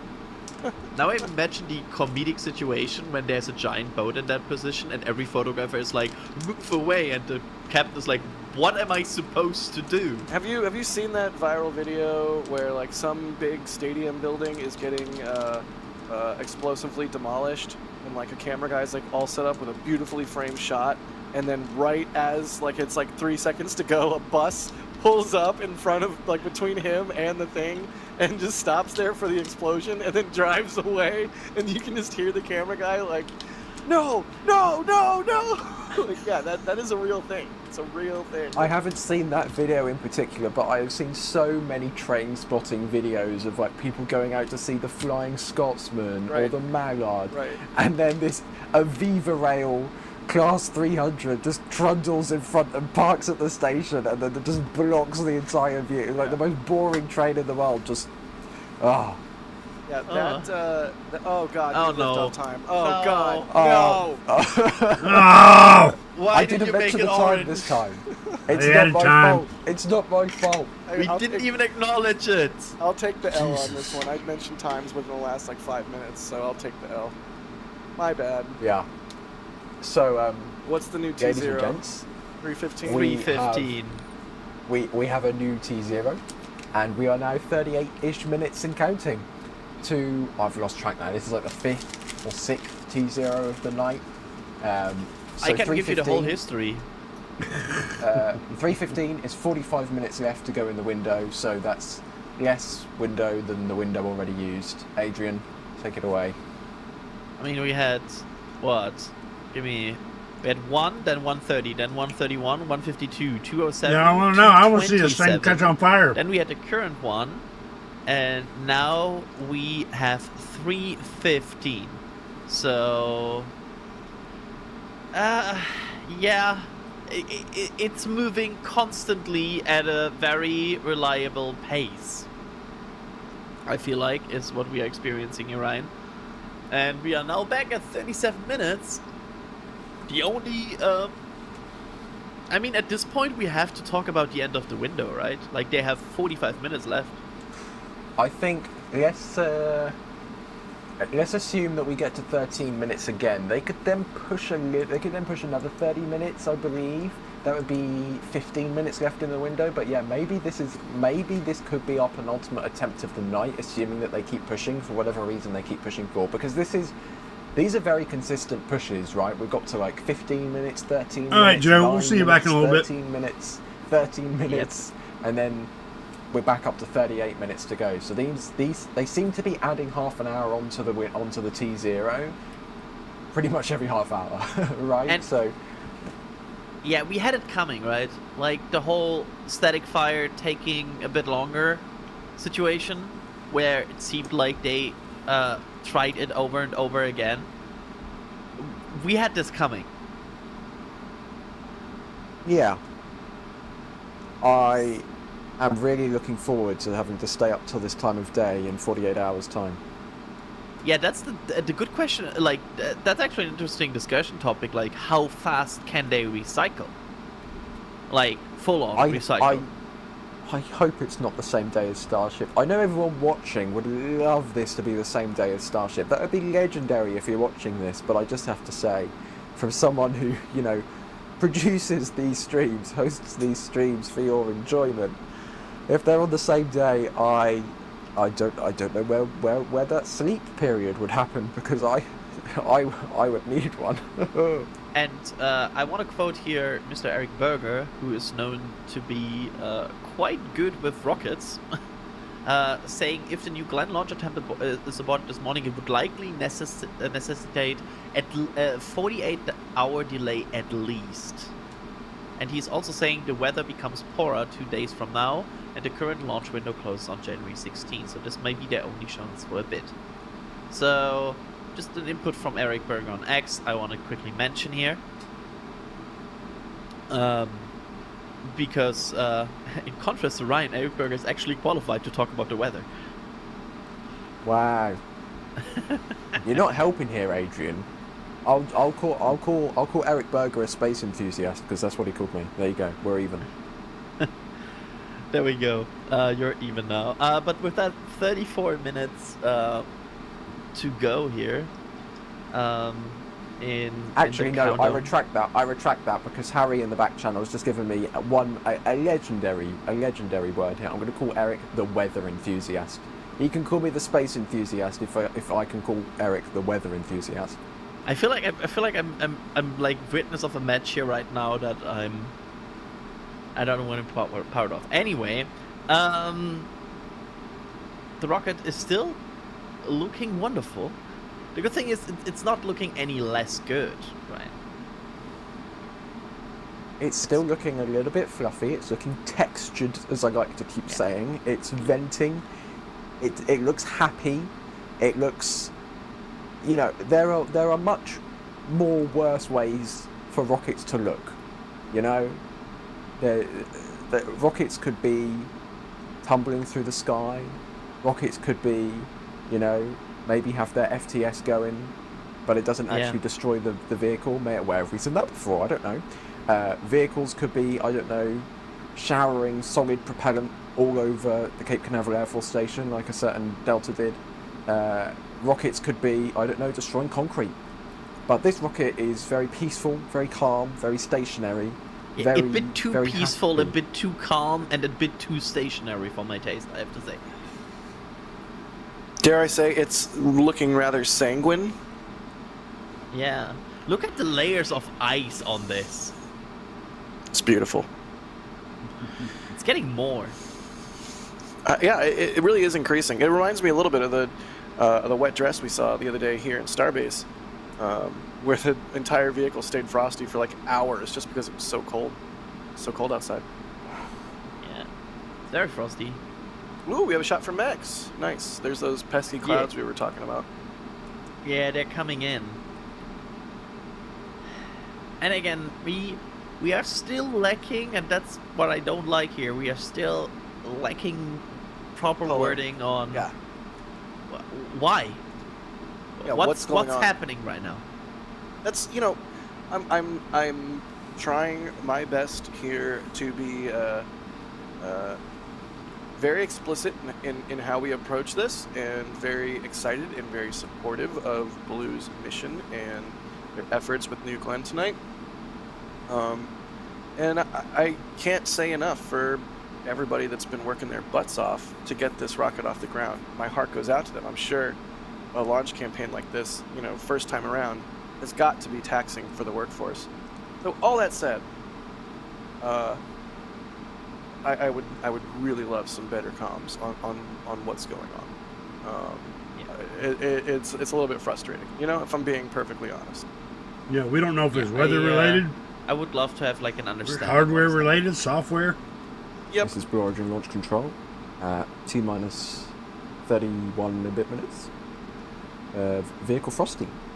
This is Blue Origin Launch Control. Correct. Thanks, Daryl Kate. Caton. 2 hours ago. Daryl Caton. Or Ryan Nail. I think Daryl Caton has a better. Yeah, it has a better ring to it. Yeah, thank you. Glad you agree. You know what what has a also ring has to it? on Blue it? ring. Oh, Yes.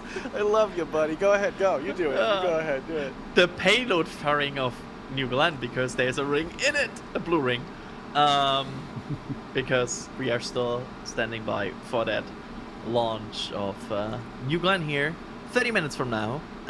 Hopefully.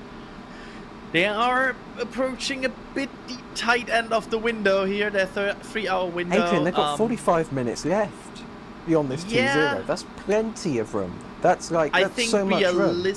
I think realistically we are getting 2 more maximum pushes.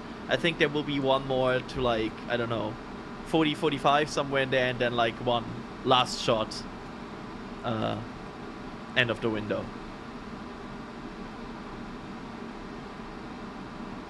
Let's do some more questions in the meantime. while we continue to wait for either another update or hopefully some fire under this thing in a good way.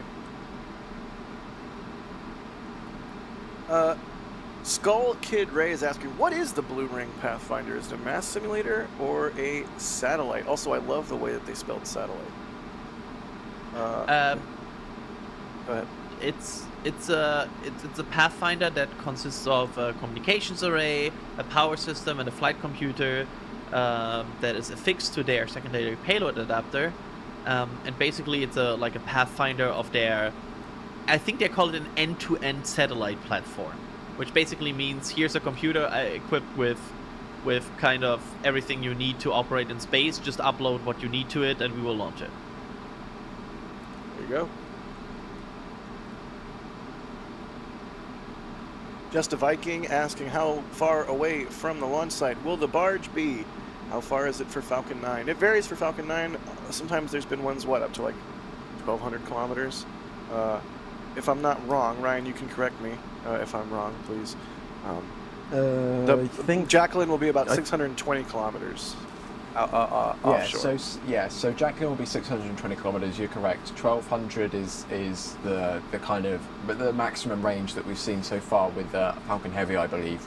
But I think it should also be noted we've never actually had a successful Falcon Heavy recovery. I believe they've landed successfully once, the center core, but it did not make it back to port, and I'll leave it at that.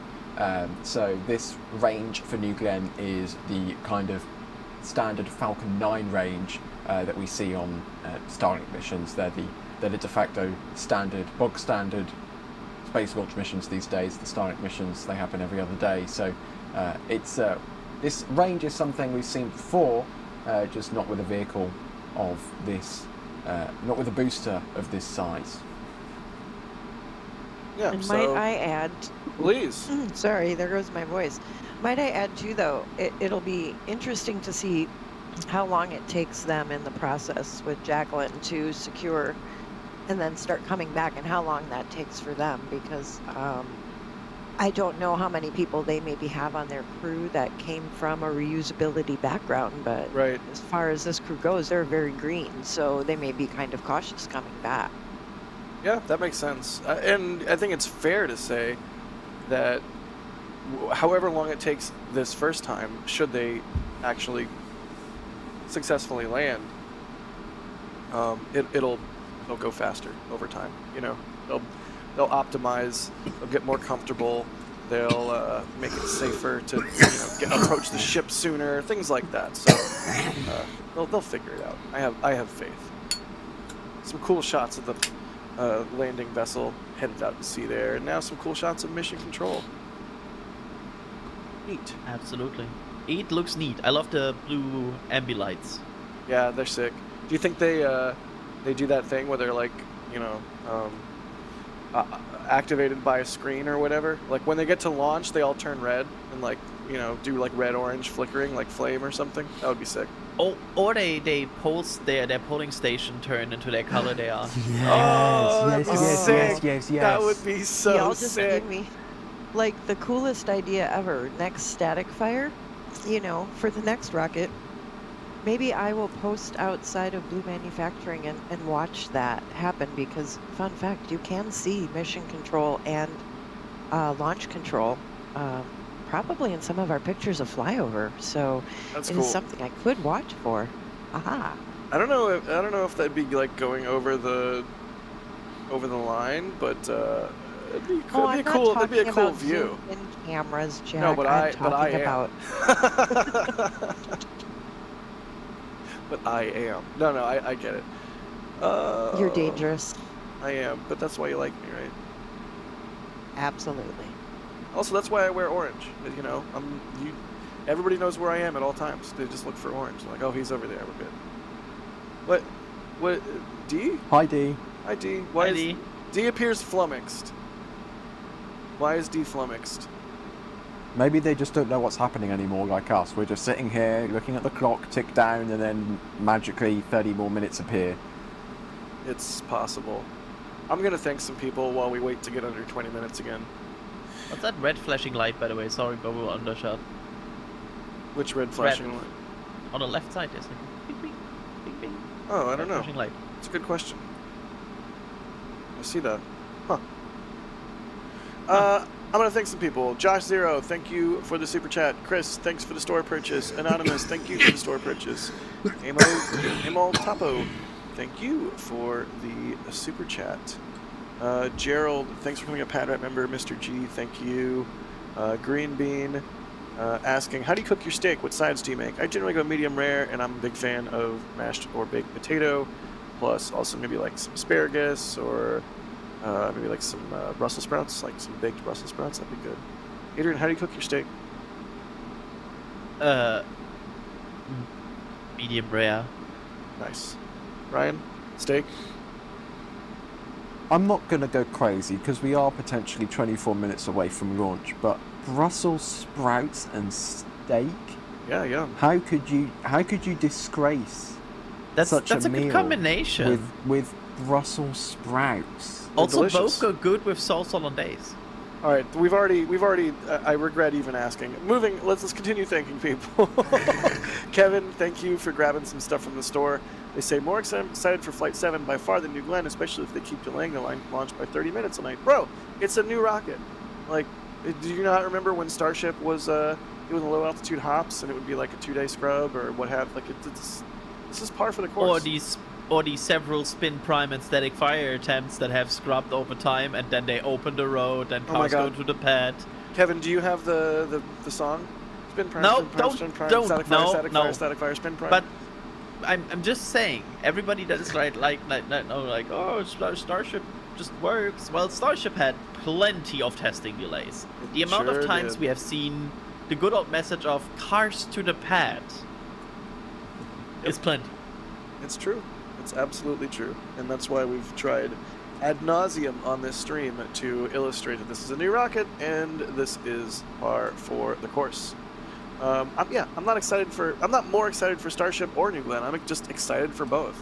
I wish there was a third gigantic rocket from another company. I wish SLS had its act together and was going to launch with any kind of reasonable cadence that wasn't like once every 2-ish plus years. Like the more payload we can get into space, the more cool things we can do in space. So I still want my dream payload is a how fast can we go payload. Now that we have these 100-ton capability vehicles coming up soon, I just want a yeet payload.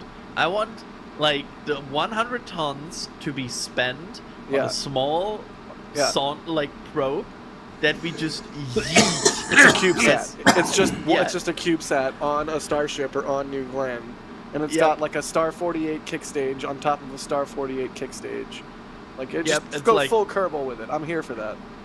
Yeah, just like let's see how fast we really can go. Speaking of going fast, we got the video on screen there showing a render from Blue of the launch and landing.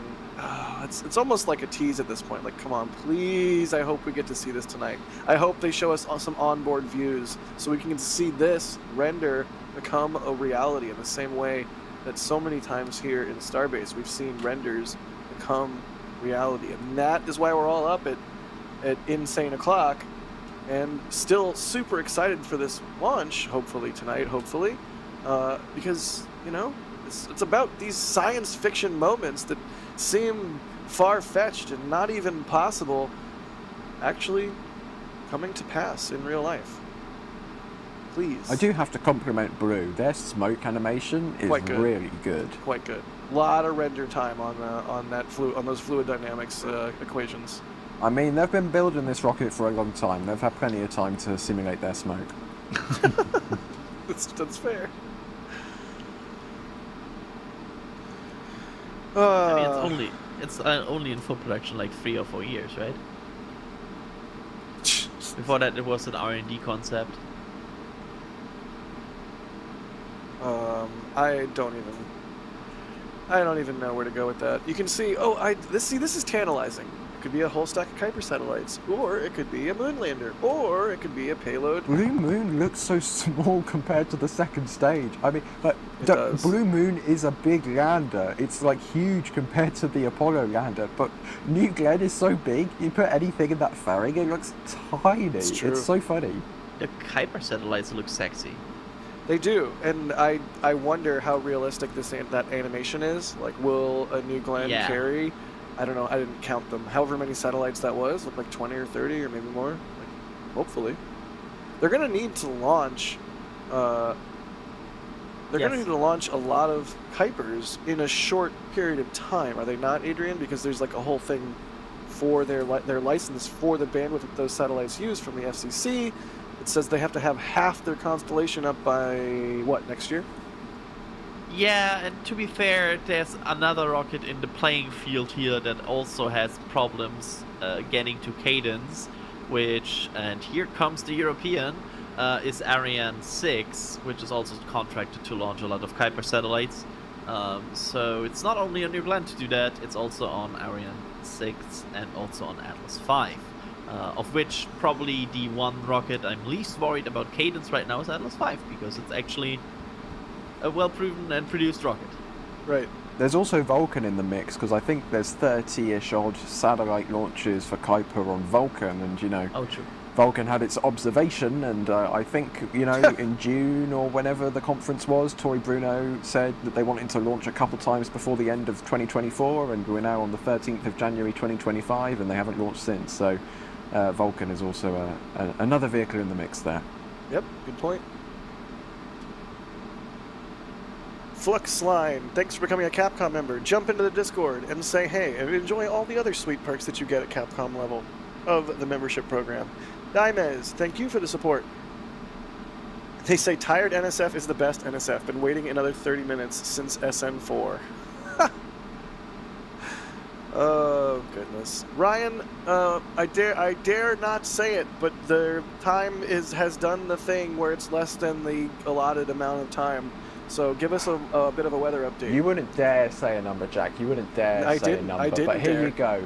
The clouds do look thinner, which is better than thick clouds, but there are clouds, which isn't great. But fingers crossed, the clouds coming in here across from Tampa, Orlando, moving across to Cape Canaveral. Hopefully they act more as like an ND filter, which is effectively like sunglasses over the lens. Rather than blocking out all the light, because maybe if the clouds are just the right thickness, just the right density, we might be able to see some muck diamonds of the BE4s. Maybe, I don't know. It's just a wish at this point, but yeah, clouds are coming, but there's nothing we can do to stop them. So we're just gonna have to make do, unfortunately.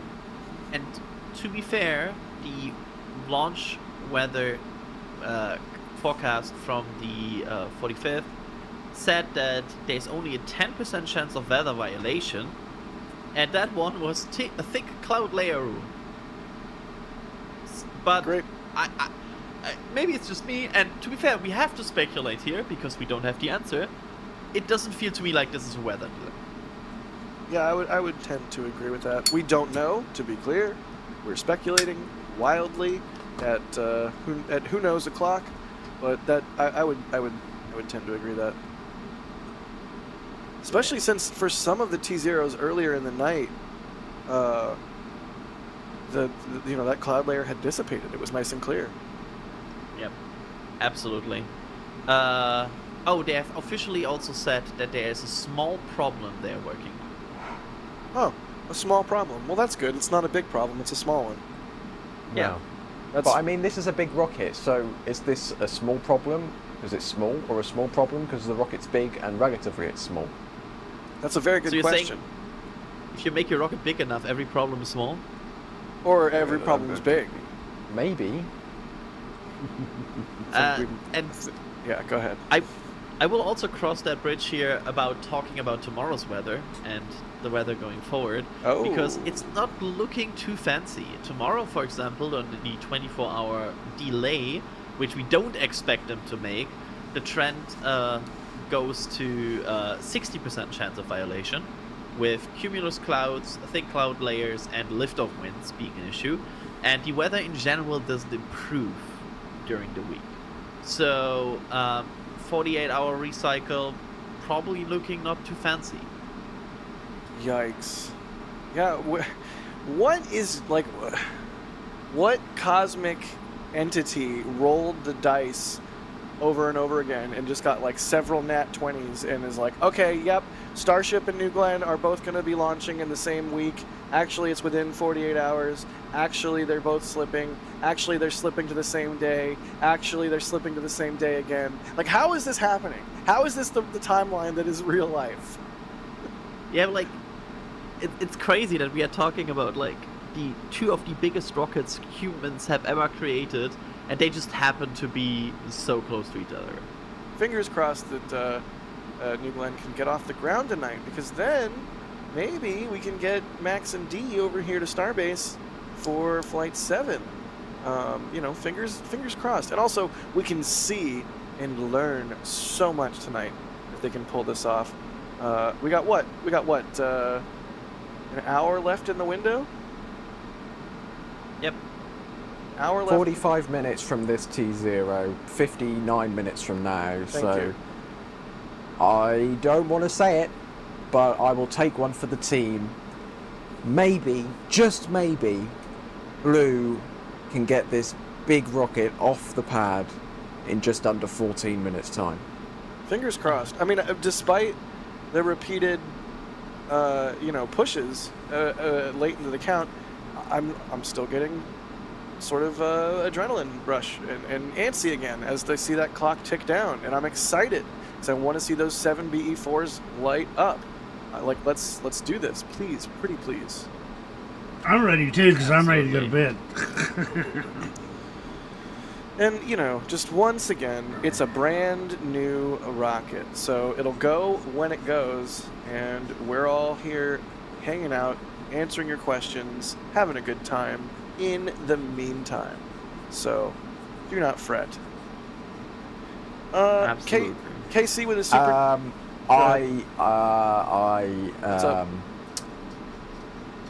What's up?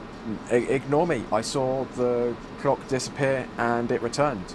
Oh, so good. maybe nothing actually happened. But for a moment there, I thought we were going to have to show up that little awaiting a new T0, Right. but it returned. So I apologise for doing an Alex butt-in, but there's nothing to butt in about anymore. Good. All right. T-minus 12 and counting.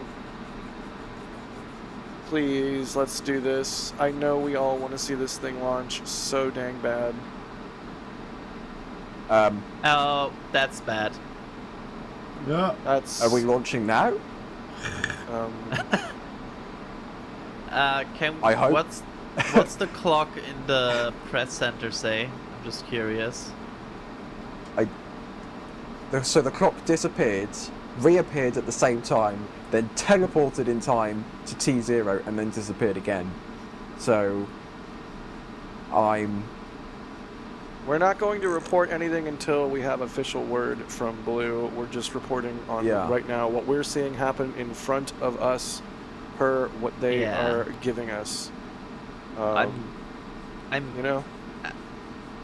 slowly rolling the first letter of the word in here, like just an S here, into the room. Yeah, like there's a large wall, like a building-sized wall of like, they haven't updated the clocks. They might have just scrubbed flying around in a jetpack, and you can tap a letter and care. it'll light up. And so you've just tapped. Tap the S. Yeah, you've tapped the S. That's good to know. I wonder if the rocket just got really overexcited and was like, T0, let's go! And then Mission Control's like, no, you can't launch it, you gotta wait. Huh. It's like it's a sentient AI. And Yeah, we've got some I won't say the name because I don't want to set off everyone's smart home assistants, but the smart home assistant produced by Amazon, maybe she is in charge of New Glenn's flight computer and was like, let's go! Everything Can you in tell me we've been on right air for now a few needs hours? to resist the urge to say the name of the home assistant. Thank you for that. Please don't. But maybe No, it's too late because otherwise. So the clock here is still ticking. Okay. The No, clock this is a different time. So the clock at the Different Kennedy time, they had Space time. Center, this is the KSC clock. This is the big clock, the big famous clock everyone stands in front of at the press site, right? This is now added, what is that, 14, 15 minutes onto the time? So the clock on, the official clock from Blue Origin disappeared at T-minus 12-ish minutes, right? And it's now reappeared at the Kennedy Space Center at 24 minutes to go. So perhaps they're going for another window? I'm not sure, because they only had 45-ish minutes left. I'm seeing some reports on social media that lead me to ask Adrian to hit the U light on the giant wall. No, actually, we are still at the C, I think. Right? Okay. Yeah, that's right. No, yeah, we're still at the C. Thank you. Yeah, C, maybe R. Yeah, thanks. I jumped the gun. Okay, it's 2 not a.m. not yet U. We are like, we're getting there. NASA spaceflight in chat, whoever that is saying scrub. Oof. I see various space reporters on socials saying scrub. I don't want to. The person that will call. Sorry, but there's only one entity right now that can call a scrub. Right. And that's the company that is launching this. Everything else is. We assume it's a scrub, but they are the ones to confirm this. How many letters do we have lit up right now, Adrian? We are at U. It's just the B. Oh goodness. Well, we'll await news. In the meantime, we've gotten so much support on this stream, which rules because we love what we do. And wait a little bit longer. I'll continue to I'm not thank going to people call as it. we wait for more information from And then Blue, have it go off. hopefully soon after here. waiting up all Big night. Yucky, thank you so much for the support there. Celadon Hair Extraordinaire, thank you. You say someone needs to go to sleep so that it launches. That's the rule. Everything happens the moment you log off. That is true. Casey, thank you for the support. We don't know what's causing the delays. Steve, thank you for the kind words. Rankley, thank you. They say, so this is what Groundhog's Day feels like. Buddy, I made a bunch of Groundhog's Day GIFs that didn't exist on the various GIF apps way back when SpaceX was trying to do the 150-meter hop with Starhopper. Because being in Boca, staying in Boca, and living living that life for a couple weeks in a row, you definitely start to feel like Groundhog's Day. So I feel like the flare stacks have increased in activity. That's noteworthy. Noteworthy as in it's a change of instance, or like a change of situation, and Right. there's only one path right now where a situation could change, because Right. we know it's not the pattern when shows doing launching. It also feels like there's more vents now picking up from the rocket. Yep. I think again, it's Blue's call to make, but They could be almost like I detanking, have I to don't know. at the B. Yeah, you have jetpacked over to the B, and you're sort of just hovering there, waiting. It's like I'm angrily looking at them.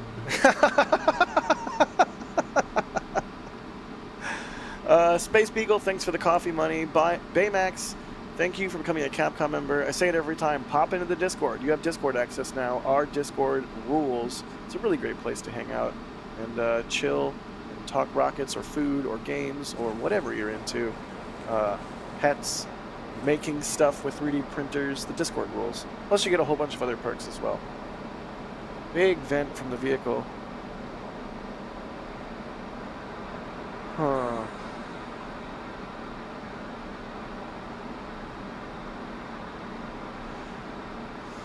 Well, now's the part where we wait and see what's going on. What is going on? Please tell us, Blue. Please. It's Jack. I can report the vehicle is venting. Thank you, Ryan. Is the sun up? It is where I am. Oh, here we go. Tweet from Blue. Scrub, official. Adrian, light up the B.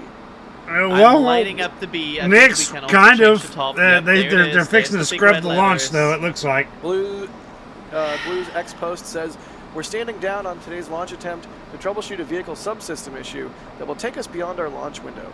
We're reviewing opportunities for our next launch attempt. No, it's a all brand right. new rocket. It's official. It's just how scrub. these things go. Yeah, it is. No It's a shade new on rocket. Blue whatsoever. This is just the way it happens. It's literally rocket science. Okay, So, yeah, if you're frustrated at all, maybe go back and watch some of our early Starbase streams, because this is Go and watch all of the opportunity for our Artemis next 1 launch. streams Oh that we my God. conducted. So we've scrubbed today's NG1 mission to give the team more time to work that issue, and we're reviewing what other things that we might need to get done in that period.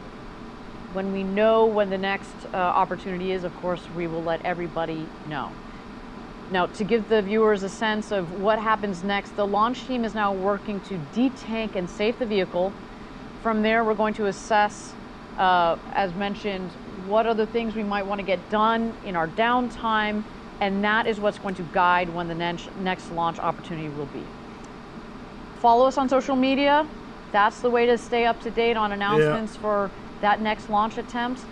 We do want to thank you for joining us. We can't wait to get right back here for our Well, next 2.5 launch hours attempt. stream and nothing Stay crashed, tuned so. for Dottom Ferocity. Okay, there it is, my friends. Kind of expected that, to be honest. Again, of course, better safe than sorry. This Didn't isn't expect it, an but I didn't entertaining rule it thing, out although either. For us, it is. The important thing is that the vehicle's safe. The teams are hopefully working the issue, and perhaps most important for me, I can get some sleep. Yeah, I agree with ton of Tim. comments- Now I can I get some do sleep. Thank you all for, no crashes, nothing blew up. But now I can go lay down, get some rest.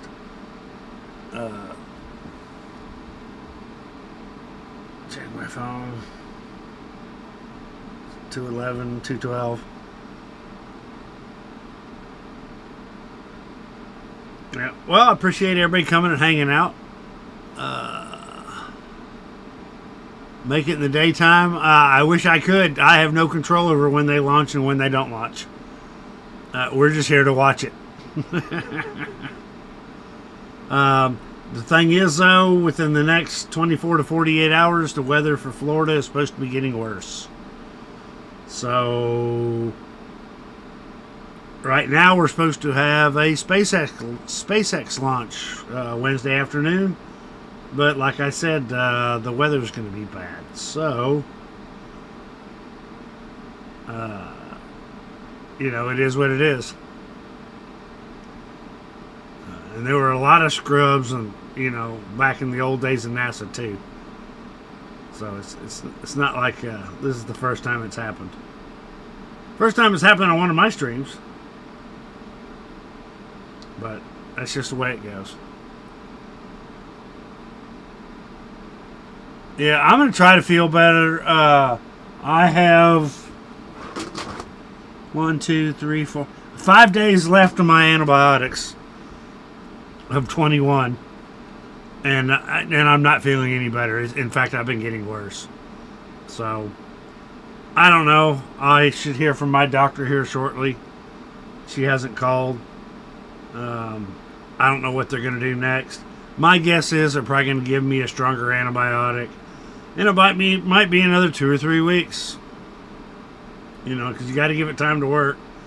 Plus, I've had the sinus infection now since August. And I'm just really sick of the headaches. I get these migraine-type headaches, and I don't feel like doing anything. I haven't done shit in about a week. Other than, and I got a sink full of dishes, too. I still need to do some dishes, but, I just haven't got shit done. But anyway, folks, thanks for hanging out. And keep a watch on Discord. And like I said, go ahead and if you're over on YouTube, the YouTube side, go ahead and hit that sub button. Doesn't cost you anything. And ring that bell so you get alerts when I go live again. And with that said, we're out of here. Y'all have a good evening.